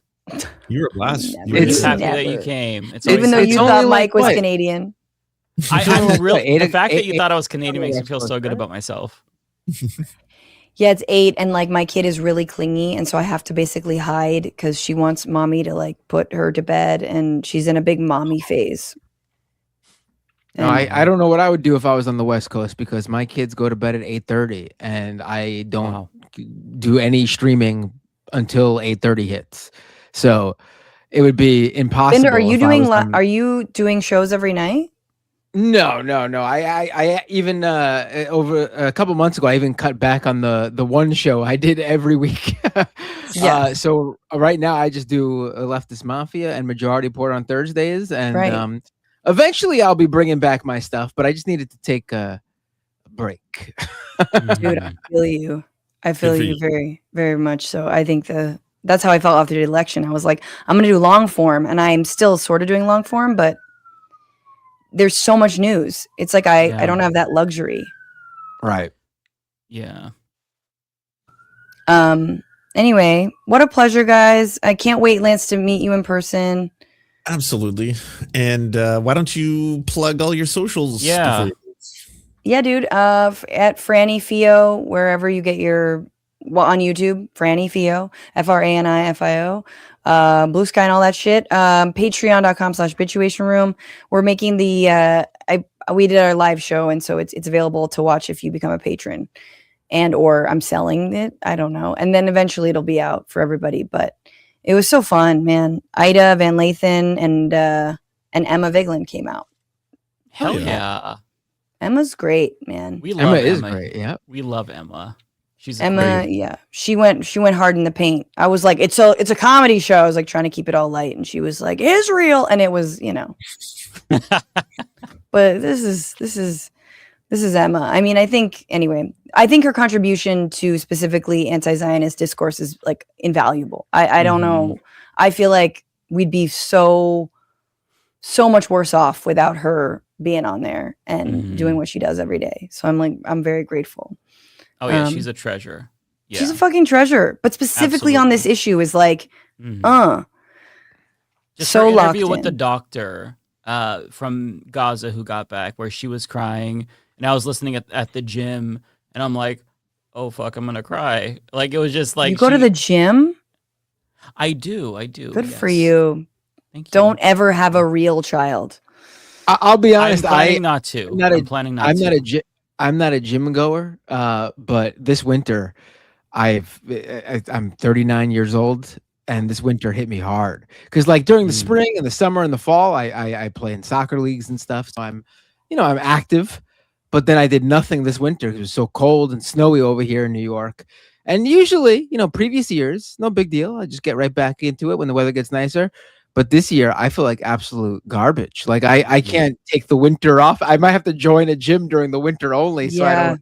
Yeah. No, but that's rough, man. Then you understand like why people are like, oh, I'm moving to a building with a gym or whatever. So you don't have to actually fucking have to leave. As soulless as that building might be, you're like, hey, no, I don't miss those winters at all. Yeah, it was a bad winter too, just nonstop snow and cold weather. It sucked. Meanwhile, over here, it's really terrifying. I don't have central AC, which doesn't matter. Whatever. It's fucking March, and it was like a 90 degrees last week. I'm sure there was a heat wave up in Portland too, but it is on some like, I don't know. I'm having a little heart palpitations. Like the other day, I was just reading. You're reading about like how warm the Pacific is right now. All of the this massive ice shelf that is melting, and you're like, here I am worried about clicks. Here I am worried about how my last video did, and you're just like, oh god, I don't want to be able. I don't want that to be my legacy. I don't want to like think about that. It's been a really like uncharacteristically warm winter here, and it's affecting the animals like really badly. So like we have a pug, Poopy. He comes on camera sometimes, but like he has been really itchy, just like crawling out of his skin. And I'm like, God, like he has allergies and stuff. So we took him to the vet, and the vet's like, oh no, it's not just him. You're not doing anything. It's not due to anything you're cleaning with. Like every dog we're coming in is having so many problems because of the winter being so warm. Like the season is messing them up terribly. Yeah. And I'm like, so sad. Yeah. So it's, yeah. So you were going to talk about like wild animals. We're like, my pug Poopy's itchy.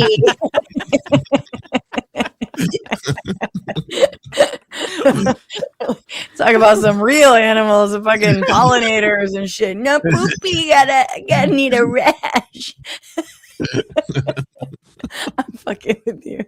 I mean, listen, he's a bougie boy. He's got to have his weekly and bath he deserves where to be he's comfortable. He deserves to be. God damn it, he deserves to be comfortable. I'm not gonna let him be itchy. And the vet was like, "That'll be $800."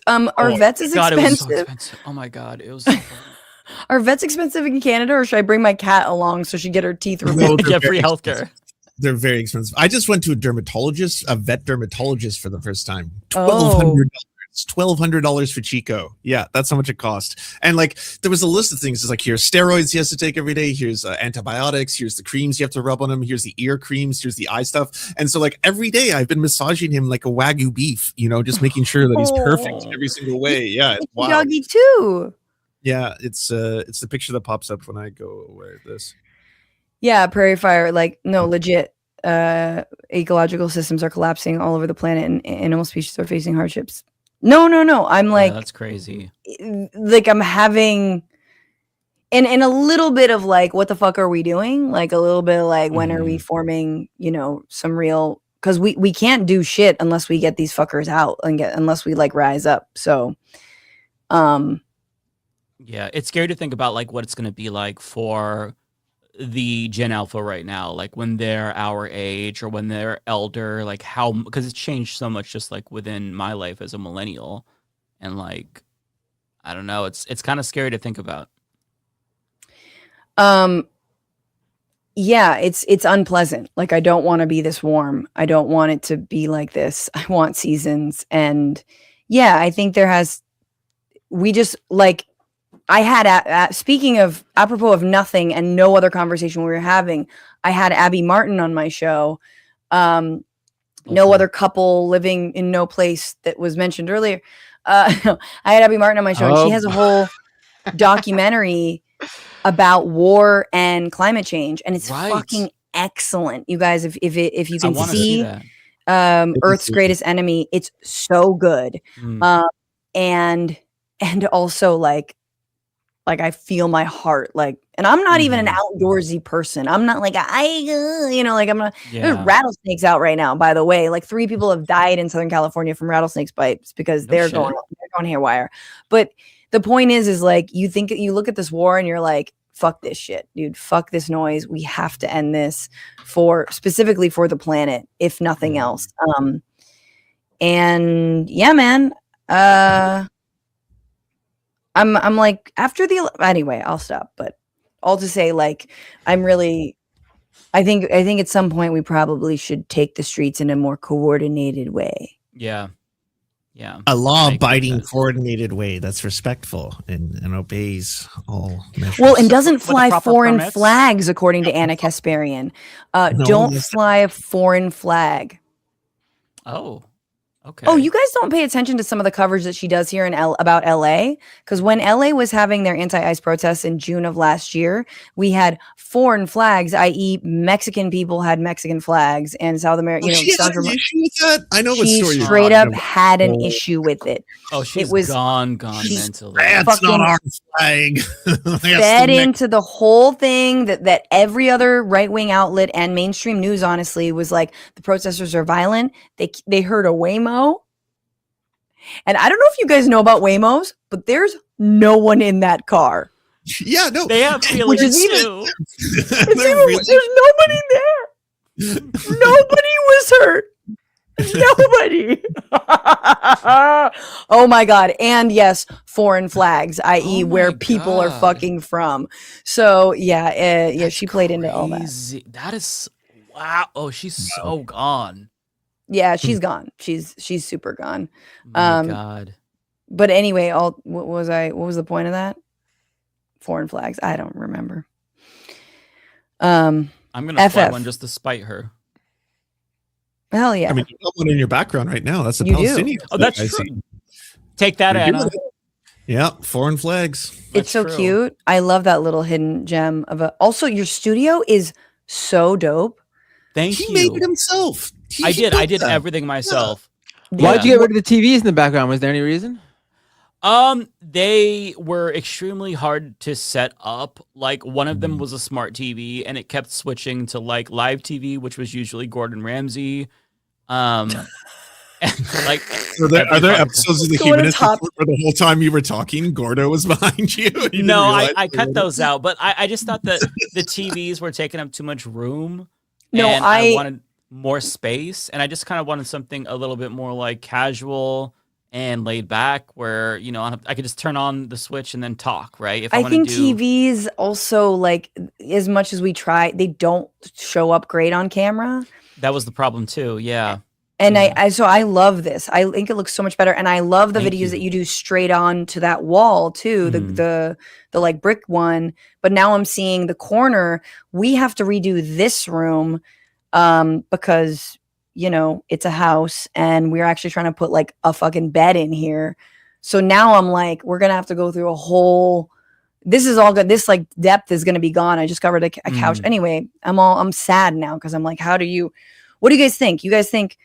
I think you always find a corner. Like for me, if it's not going to have the depth, I got to find a corner, I'm in a closet.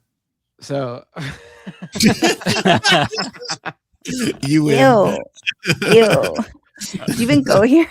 Gross. No. Like there's literally like this is the wall here, and where I'm touching right here is the camera that's against the other wall. This is I the can space. see that.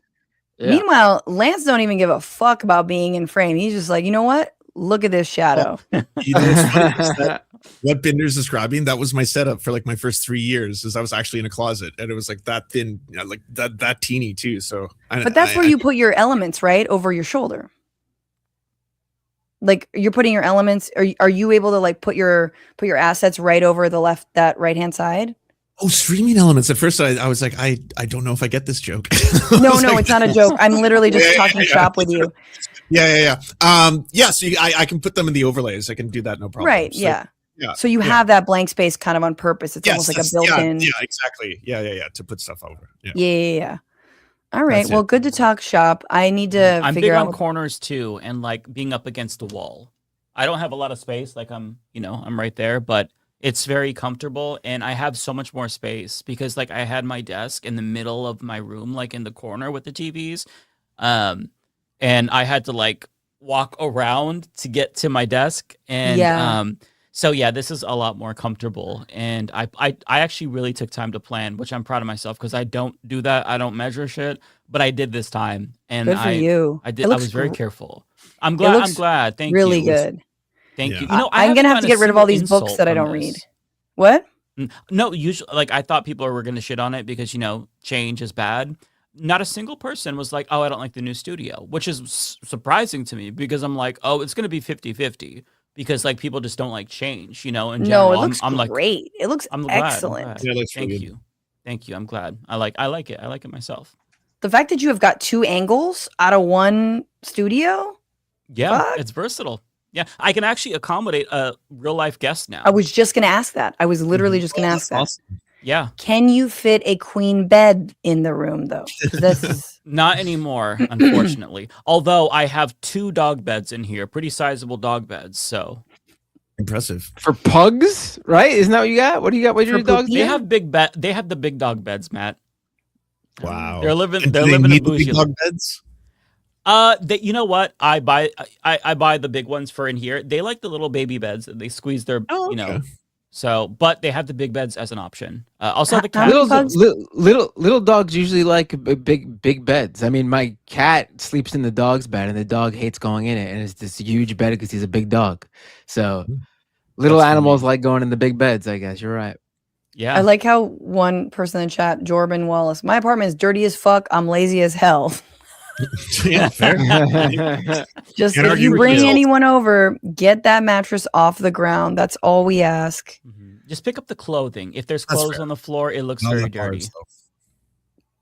Don't ever bring anyone over when the mattress is on the ground. Can I just say that? That's good advice. That's Chad advice, really. Yes. Or like an inflatable. I've been there, man. Been there.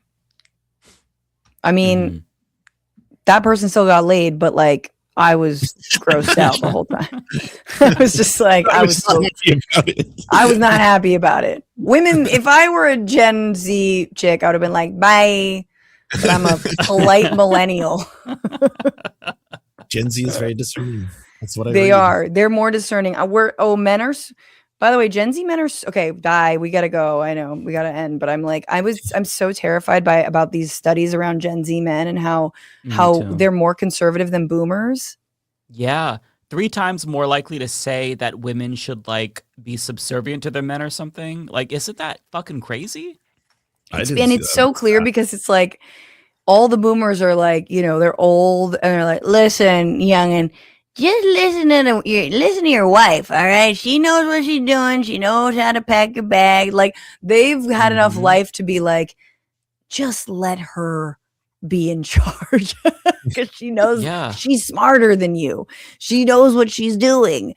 But yeah, no, it's very scary. That is a boomer mentality. My boomer orthodontist, I remember he told, because I got my braces out before I got married, and he's like, well, congratulations. Here's what I want to tell you, a piece of advice that I gave to my son. Happy wife, happy life. Yep. That makes a lot of sense. Thank you. I will keep my wife very happy. Do you feel like someone is, you or your husband is the wife though? No, I think that we're both equal. Okay. In certain ways. Weird. Both, What's an equal relationship like? I'm just kidding. Like both, masculine, feminine energy balance. If you asked him, he'd say he's the Chad, but I dispute that and say it's like equal. Because the beard adds a lot more to my like masculine energy, I think. My voice is very homosexual. Men with feminine energy. But they have to actually be into women. That's the problem. Usually they're not. They're too bad. Homosexuals. It's too bad. It's a problem. We try to convert you. You could take all the best ones. Anywho. Can't help it. We're converting so many. Lance, are you married? I am, yeah. Oh, nice. I think everyone on the show except for Rebecca and Ariana is in like a long-term relationship, and then me and Mike are the 2 men without kids so far. Right. Yeah. And David's kids must be like 5, 6. I remember when he had the kid. I think when was that somewhere COVID? around that age? It was during COVID. Yeah, so you're right. Oh my God. Mm-hmm. How is David's kid making me feel old? I don't know. Is his kid making content yet? Not yet. Gotta get started early. I mean, come on, it's a rat race. You want your kid to be Sigma. I don't think David would allow his kid to make content unless it's like not political, given how horrifying everything is. I'm assuming kids wouldn't make political content. I mean, I don't think that's true. I would not. I would not let my kid go on the internet. Like Binder and Francesca, you're probably keeping your kids off social media, right? Just because of like how bad it is. My kids aren't on social media, no. Yeah, your kids are more of the age. I do think there's did you guys talk about the whole Instagram stuff? I mean, the lawsuits that Meta is paying for. No, we didn't. We talked a lot about Sora and AI disasters, but not that aspect. I mean, it's interesting because I love Taylor Lorenz. I have her on my show, but she is very much she's a little bit of a libertarian. I think I would, and I think she'd be okay with me saying that when it comes to social media, and especially when it comes to the idea that it's addicting kids, and that it targets kids. I mean, I my only dispute with all that is it targets adults too. It's the same sauce, It's just kids. Your brain is less developed. It is a little bit rougher on you. I just think it's great that they have to pay out $375 million. And I think it's a start. I don't think we should move into the censorship, getting rid of section 320 or whatever it is, 230. Oh, 230. Yeah. I don't think we should move in that direction, but holding them accountable in some aspect, I think is good. I definitely, I don't know. I think that there is a lot of overblown bullshit as to how addictive it is and how much social, but also we're living in a timeline where fucking AI chatbots are convincing kids to kill themselves. So, or other people, or kill other people. And I'm sorry, but those stories just they don't exist when the person is a 35-year-old. You're not hearing that. You are hearing stories of kids doing that. So yeah, I am of two minds. I think we should lower the voting age. I think kids should be more empowered. I think all the things, but we should have some modicum of protection and make sure that they like are not, you know, gonna be left to the wiles of all this, and also wiles of like child pornographers and fucking, you know, people who, huh? Elon Musk. Elon Musk, but also people who like, you know, you know, there's like some scheme where, you know, people will get money out of kids by like, they like get him to send them a nude photo or something, and then like basically hold them ransom with that photo, or like blackmail them. I think you're talking about a cult. There's a couple of online cults that do that, where they try to get loyalty pledges through getting kids to send either nude photos or pictures of them doing self-harm and stuff like that. That's crazy. It's not the, but that's fucking insane too. No, it's like, it's, I forgot what they call it, but someone wanted to interview me. Someone wanted me to be like the host of a show that was all about that. And I was like, I'm a comic. Do you usually want to make this funny? That sounds terrible. Very dark. Yeah, very, very dark. Anywho. Yeah, that's sextortion. Thank you. Not my, yes, exactly. Sextortion. Okay. Totally. Yes. It's an extortion technique, and it's led to kids killing themselves as well. Oh God. So I think all this shit is good. It's funny because it's like, you're like, oh no, Instagram's not addictive, or like these things aren't addictive. And then yet, how many people do you know just in your life who are like, oh, I took Instagram off of my phone and I'm feeling a lot better. Like, I mean, Meta literally in internal leaks of from the company, Meta literally did studies that proved to themselves that they were creating a harmful, addictive product for, especially harmful to young people, to kids. Like they know it. Like, it's been proven within the company. Yes. And you know, I think it's good that these companies are being held accountable. But I think we have to be careful that governments don't overreach in trying to solve the problem. And I don't think they do it accidentally. I think it's very purposeful. Like, for example, there's that act, COSA, Kids Online Safety Act. Yeah, that's a catch-22. It's clearly an attempt to stifle LGBTQ plus groups. And that's how Marshall Blackburn is selling it. It's like, kids are going online, they're getting these trans websites, and they're turning trans. They literally want to take away safe spaces from LGBTQ plus kids, which will then lead to more children harming themselves or being harmed. Right.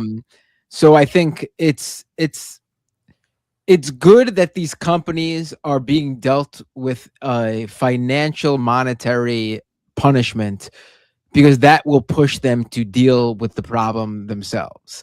Yeah. And while I do think there should be some sort of government oversight to make sure they deal with it, I still think they need to be the ones to deal with it while the government is making sure they deal with it.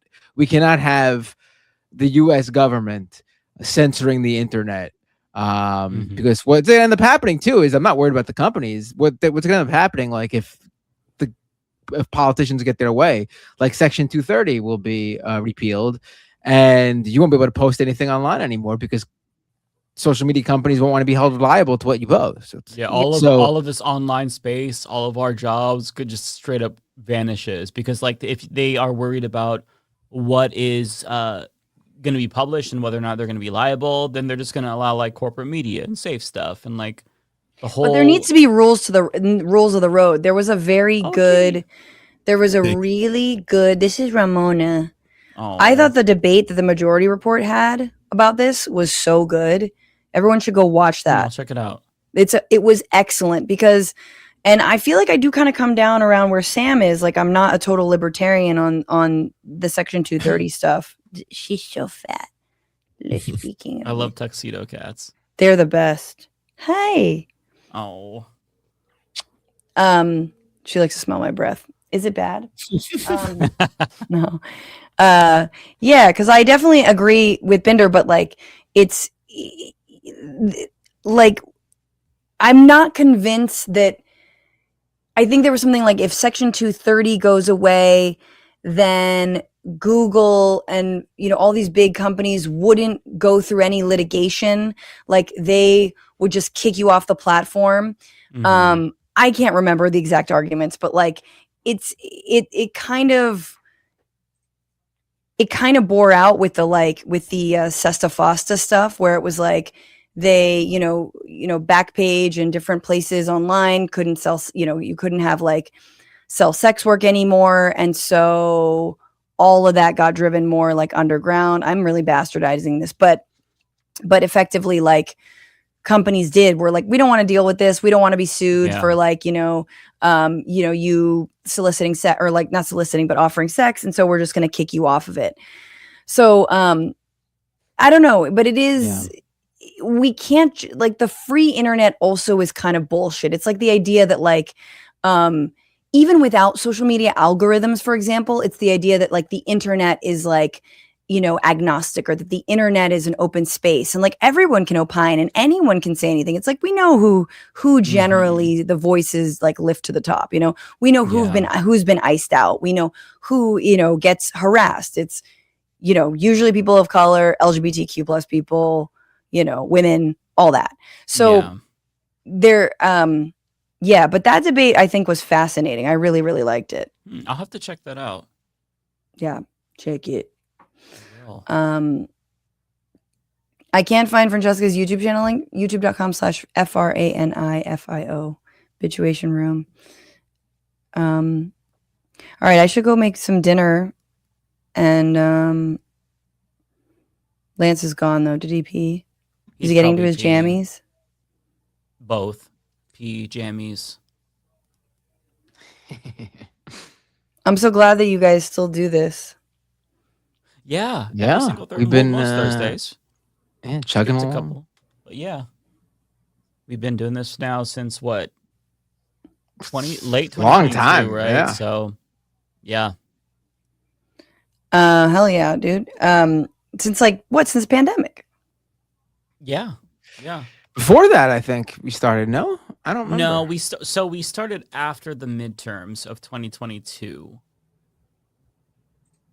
Because this was originally like a stream that Lance did, where right. myself, Matt, David, Ole, like a bunch of people got on and we had fun, so we decided to just do it every week. And it's such a good idea. It's so good. Since. I gotta come back more often and just carve out some time. Do. Anytime. If you're free on Thursdays, we do it every Thursday evening. Hell yeah, I would love to make more of a habit of that now that I've pulled back on some of my live streaming. And Ariana, God, poor thing. She's in it. Has she been coming on? She came on and she was dealing with the avalanche before. I think she came on like the day after the Zoran Mamdani tweet went viral, and she was talking about how much hate she's getting. And she was talking about the story from a first-hand account where she was sitting there and she was like, I knew the second people pulled their phones out, I was like, we're getting fucking roasted. This is going to be all over the internet in like 24 hours kind of thing. Yeah. Oh, was this the Ramadan one? Yeah. Yes. Yeah. God. And on top of that, she was getting shit from the Iranian diaspora, like the right-wing diaspora, where they've been just like relentless. So she's been going through it. So she's taken a little bit of a break, but good for her. Otherwise, she usually comes on. They out here with their Israeli flags, man. They're crazy. They're so crazy. Fucking crazy. I see some of the responses to her. She's like quote tweeted a couple of them, but yeah, it's a lot. I feel bad. It's a very interesting dynamic, and one that I don't even know. I mean, I think Latin American countries mirror this, but in terms of like the diaspora being so divided, a lot of Latin American, like, people who have immigrated generally have more money, generally we're able to get out, and then the people who stay behind are like, no, I'm more working class and whatnot. But I feel like the divide needs to be studied because it is wild. And again, it's a subsect. I mean, I think Cubans are the same thing. Like, there's many Cuban immigrants who've immigrated in the last like 20 years who are not extremist, anti communist, anti-Castro folks. The economy sucked, so they left. But we only kind of put the mics in the like rich folks in Miami or the rich folks out here in Hollywood. We only put the mics in whose their sugar faces. plantations were confiscated and they have a lifelong grudge. Totally. When are we gonna do the Cuba thing? Should we go to Cuba? Should we stay in a 5-star hotel in Cuba? That's why I want to go. Yeah, I need the clout. I'm doing it for clout, just like everyone else. Yeah, I mean, why else would you go to Cuba?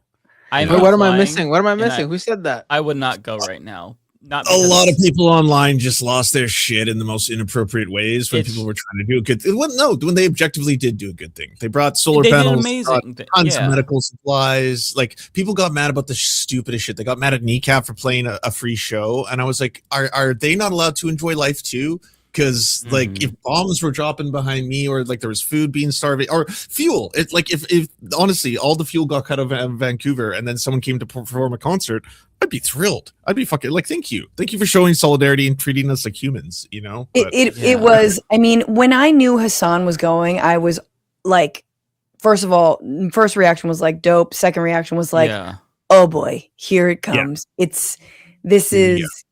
We know what this is gonna be like. But I don't think that the bad outweighs the good, not just the good that he himself could bring, you know, in the form of, you know, actual meds like everybody else did and supplies, but no, actually straight up streaming from there. I mean, I actually think that was huge. And I think, you know, I went to Cuba in 2015 and like him, the first thing I did was like, you read a book about Cuba history, like that, you just like devour it, and you realize the revolution really was an anti-colonial movement. You know, it was complete haves and have-nots, Dickensian, you know, squalor for people who weren't, you know, rich plantation owners in Havana running casinos and the fucking mafia. People were literally illiterate. They were not like there was no education, and so the revolution literacy rate is higher than ours.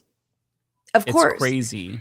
So it is a very beautiful country and an incredible experience. It is the world upside down. It is, you know, what if we, and the crazy thing, I had Professor Christy Thornton on my show. She went and visited as well. She was with the delegation, and she was like, you know, when you go, you really think, man, what they could have done and could possibly still do. You never say never, but without the embargo. Like, if the embargo hadn't held them back, the advances, everything they have, like, they still, you know, it's still a different model. It's still a communist model. And I have critiques of it as well, that are not right-wing critiques. They're just sort of like, you know, doctors get the same amount of money as like cab drivers. And you're like, I think there probably should be some incentive to be a doctor, but you know, but like, they really could have done so much more without this fucking embargo, and we've done them such a disservice. But yeah, I think it's great to go. I think it's dope, and I wanted to go, but then I realized I was doing my live show that same weekend, so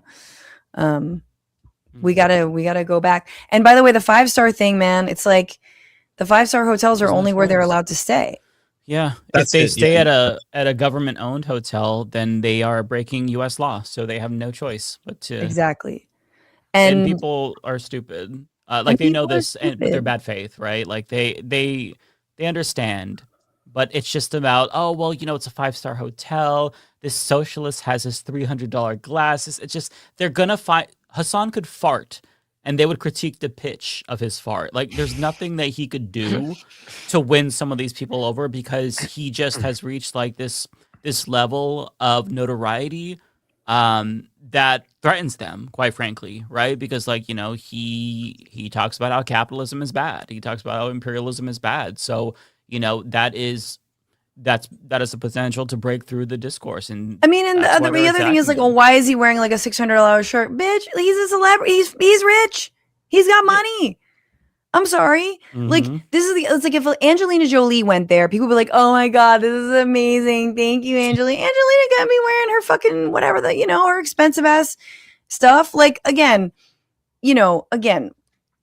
it's all stupid. Anyone who bought into any of that, anyone who even says, why was he wearing a blank amount of dollars shirt, you've already bought into the right-wing framing. Like, the fact that you even know what that shirt was and how much it cost is so sad. Like, it's so beside the point and so sad. But also, he's got money. Good for him. Buy some fucking Cartier glasses. You wear those every goddamn day. You should buy expensive glasses because you wear them. You can only be a socialist if you're poor. You know the rules. We all have to, live in burlap sacks and wear electrical cords as belts. When you're not a real one. Socialism is when Azan no house. That's the you can't have a house and be a socialist. Yeah. I That's mean, what socialism is. if I became a millionaire, if and when, I'd buy a nice shirt. Fuck yeah. I'd also probably try to start like a media company for real and like do some shit, or like fund the revolution or, do all those things. But he also, I mean, he also legit, like he brought like wads, he brought a bunch of money. He always, donates to good things. Mm-hmm. Yeah. My one only critique of Hassan is he's got to build something bigger. That's my legit only critique of him. Mm-hmm.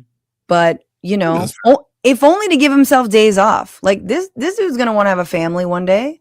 Right. This dude's going to want to take a day off. He's taking that Gen Z no days off shit way too seriously. Yeah, that's crazy. I don't know how he does that.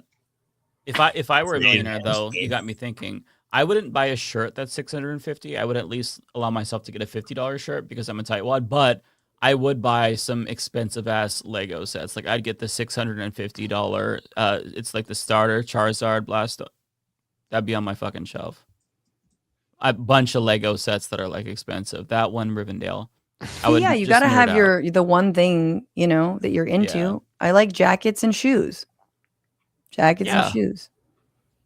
But no, once again, the planet is dying, and we should all shop used, recycled. Yes. Upcycle your Nespresso pods into a beautiful jacket. Just kidding. Who has an espresso machine? Gross. Talk about bad for the planet. Yeah, I'm pure. I've never tried an espresso, but I've tried the K-Cups or Keurigs. I've never tried an espresso. I feel like they're probably overhyped because the K-Cups were not very good. They're not. Keurig? Are you comparing Keurig to Nespresso? Is it really that big of a difference? Yes. One is George You Clooney. need a shot of caffeine. One is your Airbnb trash. No, Keurigs are disgusting. Nespressos are legit delicious. Really? They're so fucking You don't have good. to add anything to the Nespresso, like they come flavored and stuff? Or is it just like straight up Well, coffee? first of all, some real coffee isn't flavored, Mike, but That's how I need my coffee. did they come with the vanilla, the chocolate cookie dough like coffee? dead ass though. Dead ass? Yes. They have all those flavors. You should go, you know what you do? You go when you can handle a lot of caffeine and go into a shop because they'll give you a bunch of free samples. Oh, okay, that's fair. Yeah, I can always handle a lot of caffeine. I can never get enough, so I'll try. I'm curious, but yeah, people swear by the Nespresso, and I've been a skeptic. No, I'm legit. just a Yeah, coffee delicious. pot person. You know how bad I was a couple of years ago? I was still doing mostly instant coffee because it was easier. But damn, yeah. I'm a very like uncultured swine. You Like, I just are get the cheap. Basic Folgers and shit. Yeah, classic roast. Have you Folgers. upgraded your life? So now you went from instant to pot. Now you're living pot life. So that's good. Pot life. That's true. Yeah. Mr. Coffee? Is it Mr.? No, so the brand that actually, I don't know what brand it is. It's like it's not a generic brand, but it's like one of the like mid-tier brands where it has like if I want to, it has the little Keurig slot where I could stick the cup thing in it, but I don't ever use it. I just use the pot. But yeah, it works. It's good. I love it. Gets I the love, job done. you know what? It's refreshing in the year 2026 to have a not coffee snob, Just That's true. That's just true. normal. Yeah, I'm Just- not a coffee snob. Not you at know, all. fucking, this is when you run for president, you're just going to talk, me, just a regular old cup of Joe, Make it a cup of Joe. Doesn't need to be fancy. Cup of Joe, mostly French vanilla coffee mate. This Yeah. I can't I'm even not like No, I'm just gonna do meth. I think. I'm not like the elitist Cup of Obama Joe and who has the great Lance is going to do meth coupon. in order to relate to the people. Me too. That's great. I'm just going to ingest lead to relate to the average working man, lead, and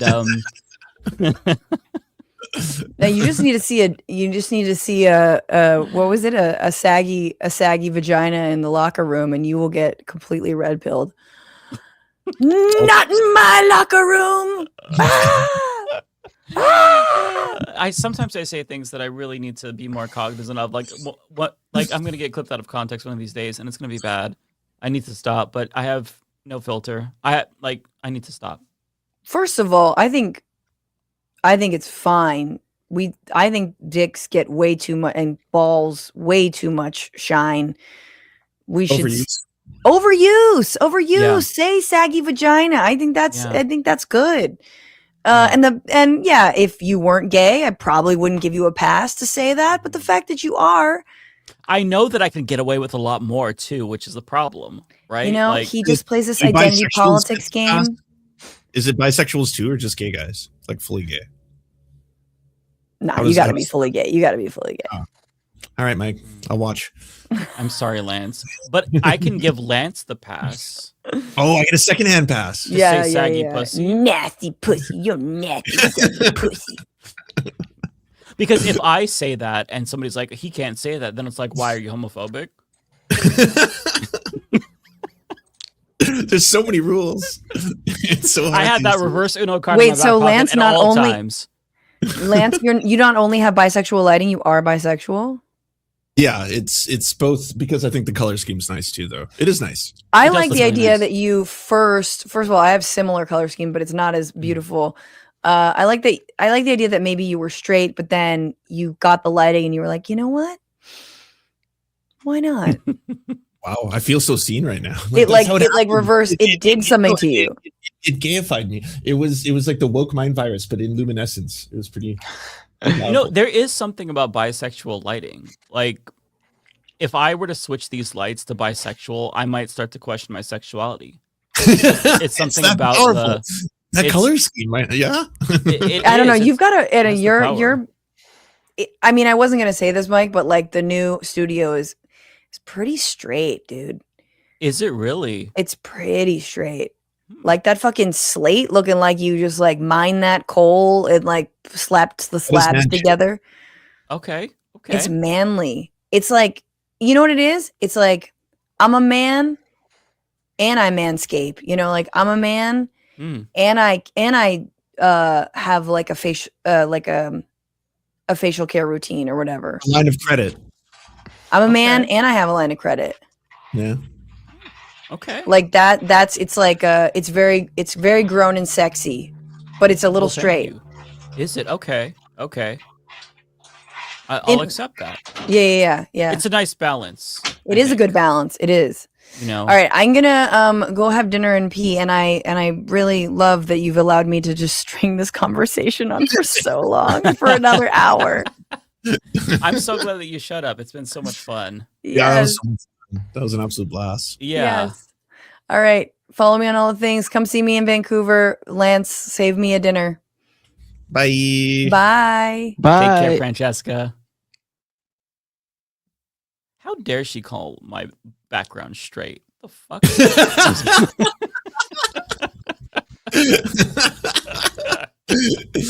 I'm just kidding. No, that was really fun. Yeah, it was a blast. In the most complimentary way that could possibly be, I guess, right?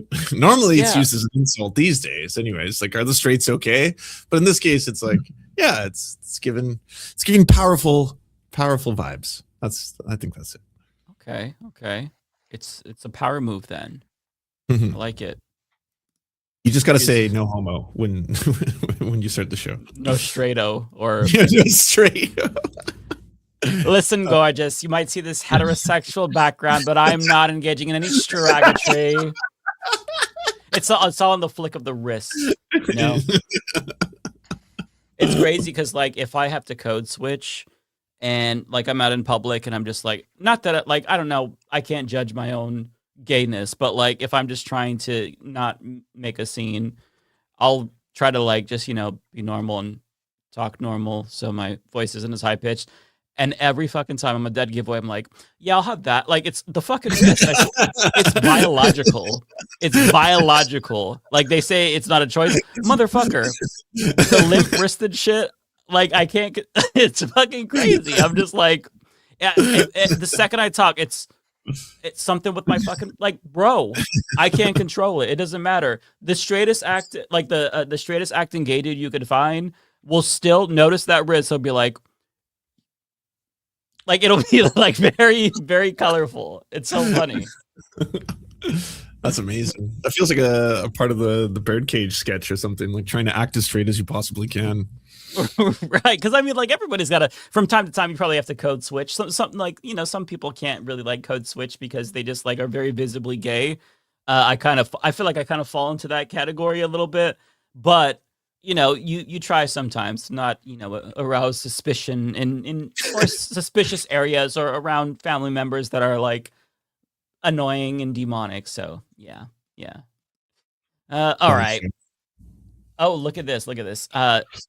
Speaking of super chats, which we're about to get to, Mike, your wall is so straight it ungayed you. Yeah. It may have done that. Yeah. Okay, give me 1 second. Let me update my timestamps. By the way, we got a lot of super chats, and it's already really.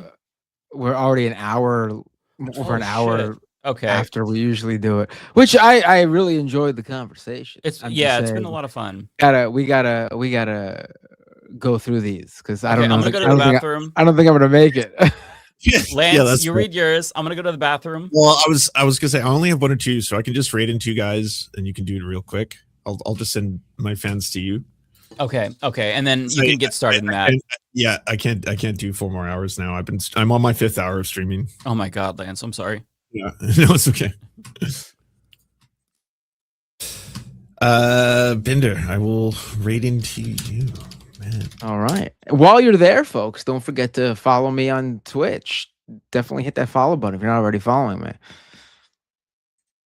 And I'm assuming there's quite a few of you who aren't already following me because Lance has a lot more followers than I do on Twitch. Not for long. All right, I send them your way. Have a wonderful super chats thing, and I will see you next Thursday. All right, see you, Lance. Thanks for the raid. Oh, Mike left me alone. I'm gonna read on my Twitch while I'm on Twitch. Let me read my Twitch chat. Grockman, thank you so much for subscribing with Prime over on Twitch. Looney Tunes 9000 resubscribed for 15 months at tier 1, subscriber for 27 months. Looney Tunes says 27 months later, and today for the Mets loss, Matt must get Kowalski to arrange a debate between you and Alex Jones. You must also get Brandon to impersonate Alex Jones. The Mets lost. What are you talking about? Mets won today. They won their home opener, their opening day game. They won 11-7.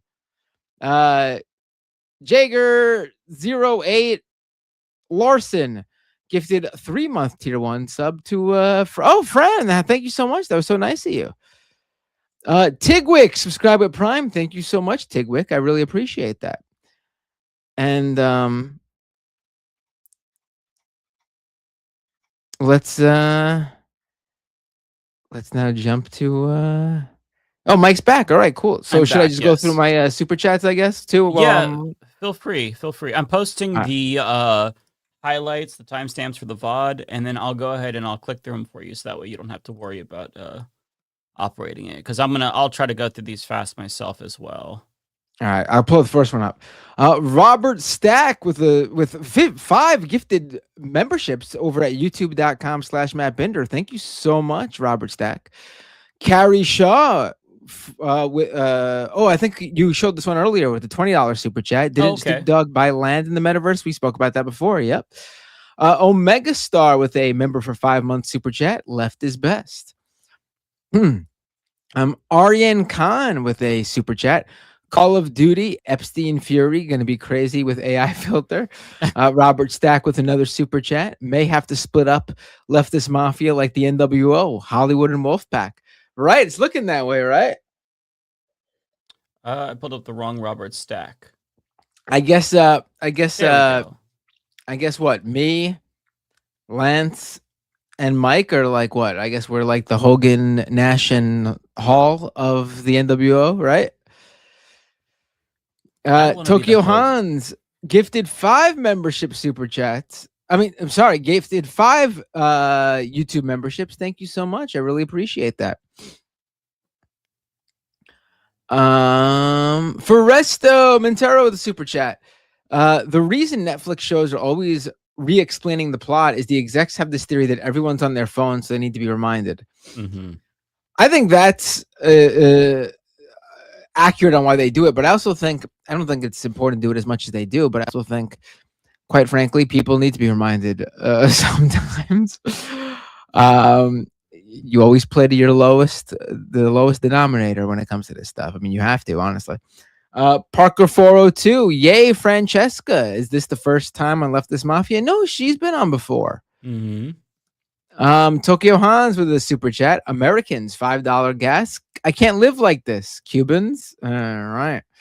The Bay Photo with a super chat. Tell Fran that the fighter jets were likely the flyovers for Dodgers opening day, right? I think we read this one earlier too. Hang on, I got lost here. That's not the right Bay. No, that's not. Oh, no, that is the right Bay Photo. Okay, I'm sorry. There's a lot. So no, there's a different one. There was a different one. Okay. We might have put it up earlier, and you might have unclicked. Oh, okay, that's right. Yeah, I probably unstarred that. Okay, because I'm trying to keep it. Foresto with another super chat. Steve Carell, presidential The Office show when? All right. Hang on 1 second. I got to get caught up again. I can't. Sure. See. No worries. Oh, there we go. Okay, so I'll go down from there. Sorry. Tigwick plays games with a $50 super chat. I really appreciate it. Just thinking of you, your dad, and your family. Thank you so much, Tigwick. I really appreciate it. Yeah, just we're taking it, one day at a time. He's still in rehab. He's taking his treatment. Some days are better than others, and that's what we gotta we keep on going until we know more. Thank you so much, Tigwick. Looney Tunes 9000 with a super chat. Well, Binder. So the Yankees won last night while the damn Mets lost today. Please explain why the Mets suck. You sent me this on Twitch. I don't know which one was first, but I don't know what game you were watching, but the Mets won today. They won their opener 11-7. Looney Tunes. I'm sorry. I'm having a hard time. There we go. You're having a bad day today, Mike. There's a lot, so I don't think you've gotten one correct yet. I'm sorry. I'm having a hard time keeping up. Okay, who's next? Troy Mosen with a super chat. There we go.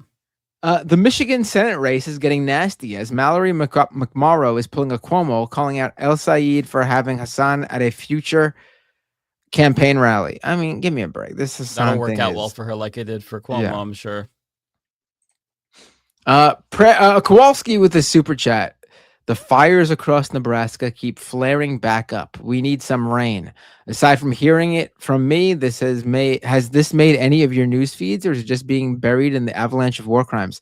I did not know there were fires happening in Nebraska. I did not.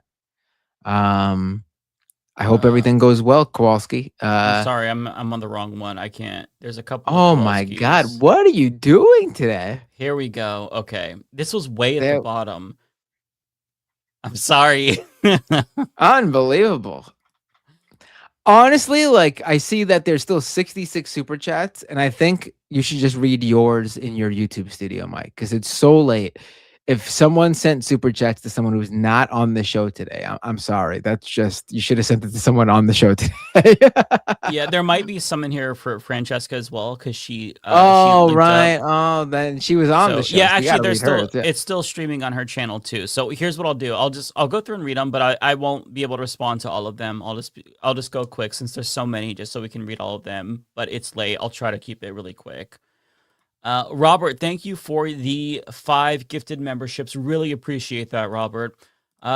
Turned Captain Kirk into a Pez dispenser. Thank you for being a member, Fritza. And thank you for being a member to Celeste Cartoon. says saw Project Hail Mary in IMAX 70mm and it was awesome. Same. I saw it in IMAX as well. It was great. Otaku Dragon says trans people are now banned from Olympics and Trump is putting his signature on American currency and his face on a US coin. Wake me up from this. Yeah. Very bizarre timeline. Cartoon says, did you see the Alan Richardson video in which he had a fight with someone in the act of self-defense who is MAGA? I did see that. Yeah, and the different angle showed that it didn't look like he was just like needlessly beating up the guy. The guy started it by jumping in front of his motorcycle. In Defense says, I hope she can't sleep at night. 180K Chan says, for early Trans Day of Visibility, a funny story I told one of my best friend. I was trans. He was excited. Turns out they were trans as well. We were both afraid to tell each other. That's a really sweet story.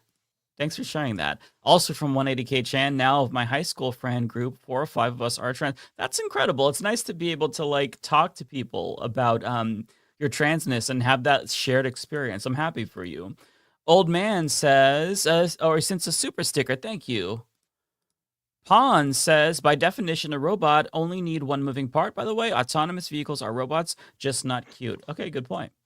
Robert says, look up Dorian Tyrell from The Mask and tell me that's not Drewski. Oh, yeah, it does. Oh my God. Just with the green face instead. Holy shit.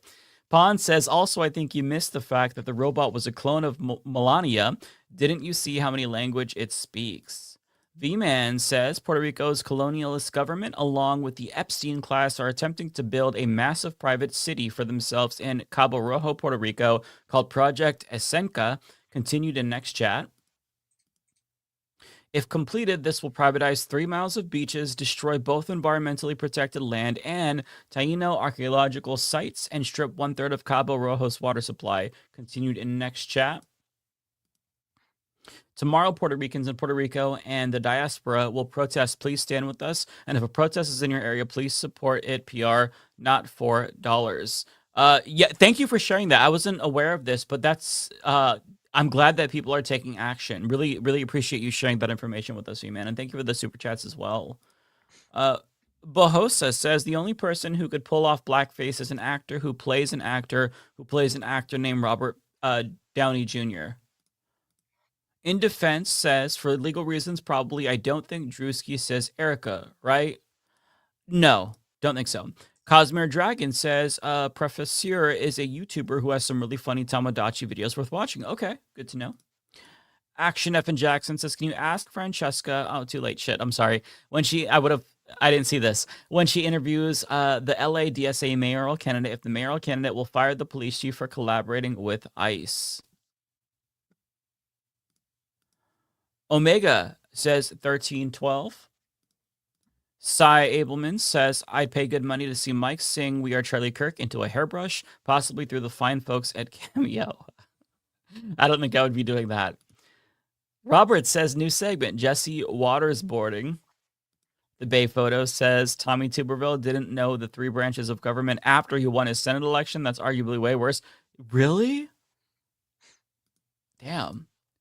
Unknown says, I know people who aren't aware because they avoid the news to look after their mental health. That makes sense, for sure. Omega says, love you, Franny. Keep on keeping on, and we'll all stand with you. Sir Gerbil says, there used to be a TYT clip of Anna, Dave Rubin, and Jenk mocking Sean Hannity for moralizing about spring break while playing B-roll of barely clothed college women. Yeah, those were the days. Those were quite a different, feels like a different era. Roland says, what are your thoughts on HBO's Harry Potter trailer? Didn't watch it, plan on boycotting the show, and anybody who I know in real life, I'm letting them know that if they really, really, really want to watch it, to not pay money for it or not stream it, don't give them any money because it goes directly to oppressing trans people. So there's really no reason for that show to exist. Like, it's just like a scene for scene remake of the movies, and it feels like she wanted to do it because the actors in the movies are against everything she stands for now. Yeah, she wants new actors who don't care about her transphobia. So it's fuck her. I hope it fails. It's Harry Potter though, so I don't know if it's gonna do well. Probably, if I had to guess. But I'm at least letting everybody that I know personally and do not give this project money. Do not support this project. You are supporting the oppression of trans people.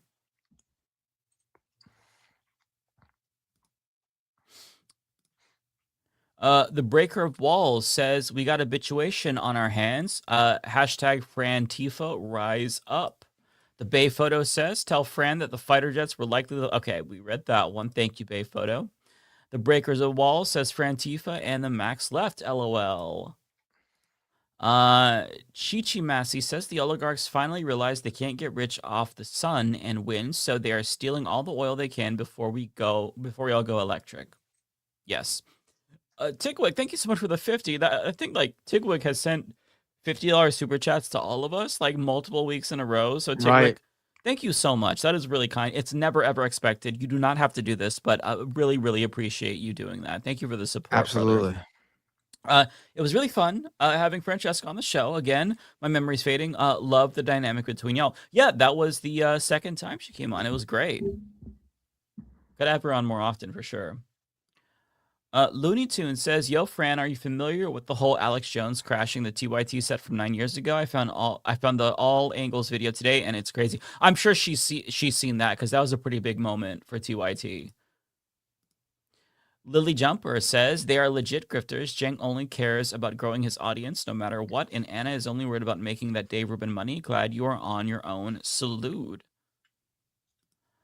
Kowalski says, Trump doesn't care about any of this. He won. He has nothing left to prove. Those around him are doing Fortress North America, profiting off insider trading and forcing the Eastern Hemisphere into chaos. 1,000%. Chemical Dragon says, love your channel, Mike. Well, thank you. That's really sweet of you. USS Fury says, when people talk about Anna's neighbor Jeff, I think about Channing Tatum in 22nd Jump Street, just walking up to Anna and saying, my name is Jeff. Kenzie Page says, thanks for all you do. Keep up the good work. Thank you so much, Kenzie, and also a member for 33 months. Really appreciate that. Direct says, deploy ICE to that island instead of Marines. Tell them that's where their missing signing bonus is. Yeah, right? If you're going to send anybody to war, send those motherfuckers. Crotchy says, is there a VIP list? Can I get on the VIP list? I bought a ticket already. From Toronto, no coordinates being given. Okay, in response to the Francesca show. I would imagine there isn't a VIP list. Because it's a leftist show, right? So there's no VIP, no class. It's all, everybody's equal. I don't know though. Who knows? Max Left. Yeah, who knows? Max Left says random, but in a few days, the final World Cup spots will be decided. Iraq is having to send team via a private plane for their match versus Bolivia on Tuesday. Yeah, I don't know how some of these teams are going to be able to do this with the threats from the United States. With yeah, it's insane. It's insane. Some of the teams from Latin America who would be targets for ICE, people from Iran. I don't know. It's going to be a shit show. So I really am. I feel bad for any of these players who have been waiting for this moment, training, playing, and they're going to come to the U.S. and have to deal with complete bullshit. Kowalski says, looks like a perfect storm is brewing. Super El Nino, fertilizer shortage, labor shortages. Excuse me. Give me 1 second. Labor shortages, snap cuts, food processor consolidation, and high fuel prices. At least I should be making fat stacks. Yeah, it's not going to be good. I really am concerned about like everything going tits up economically speaking, because that's kind of where it's heading. As you said, perfect storm. We'll see.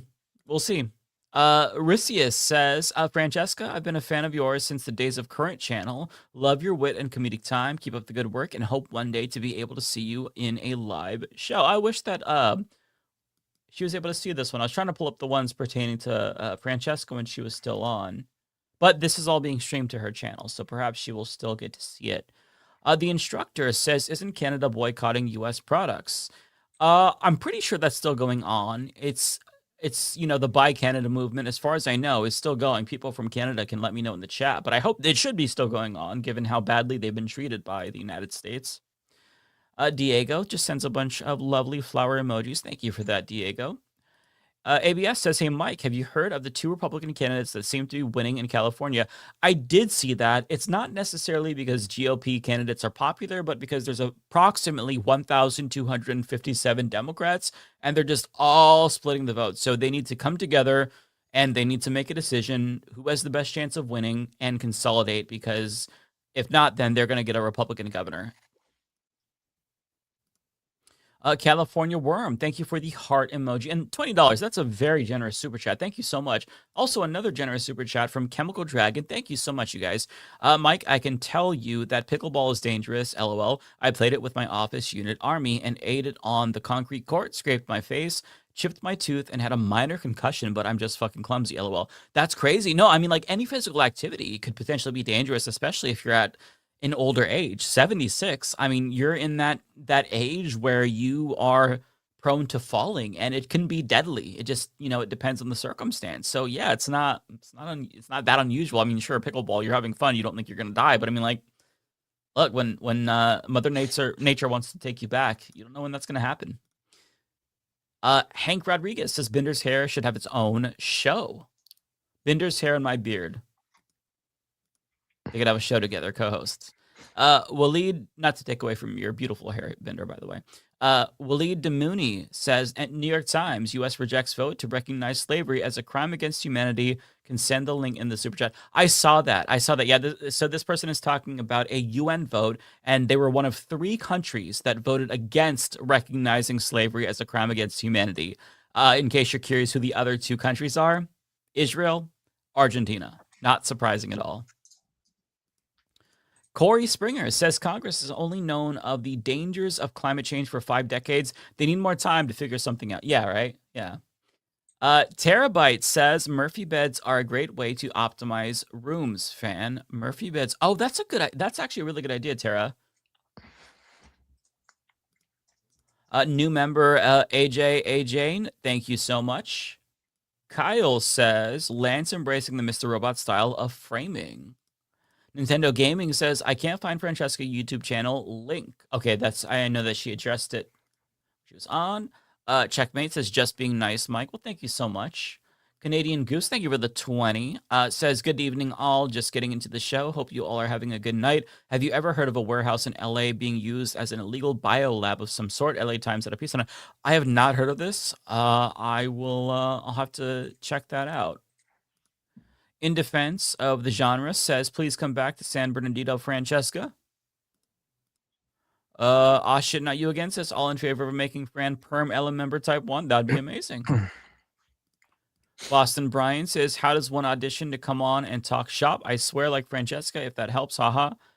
Check out the content. Oh, okay. So you're a content creator. So, okay, I'll have to check you out, Boston Brian. V-Man says, as a Boricua, all you need to make coffee is a sock. Okay. Invalid says, fun AF. Well, hey, I'm glad you're having fun. And last but not least, Creflo $50 says, hey guys, I don't know if you covered it, but Mallory McMorrow smeared Hassan. Also, Binder, a movie to show your kids is Fern Gully from the 90s. It's pretty based. I used to actually watch Fern Gully quite a bit. I know Fern Gully, yeah. Yeah, that's when we were kids, actually. We brought up that in another super chat with Mallory McMorrow, but yeah, very embarrassing. Shame on her.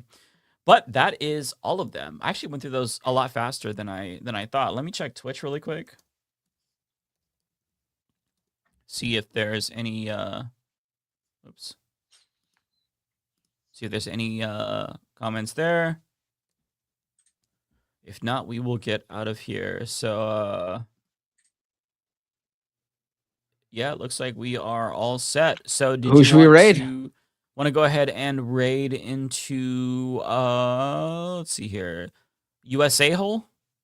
Yeah, sure. We haven't raided them in a while. Let's do it. Yeah, it's hole with a 0. No, I know all about it. Okay, just in case.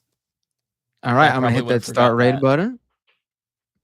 All right, folks. I hope you enjoyed this extra long special show. I mean, I'm exhausted, honestly. I'm ready to just fall asleep. So I know. I gotta walk the dog too. The poor dog's been waiting. I gotta take him out.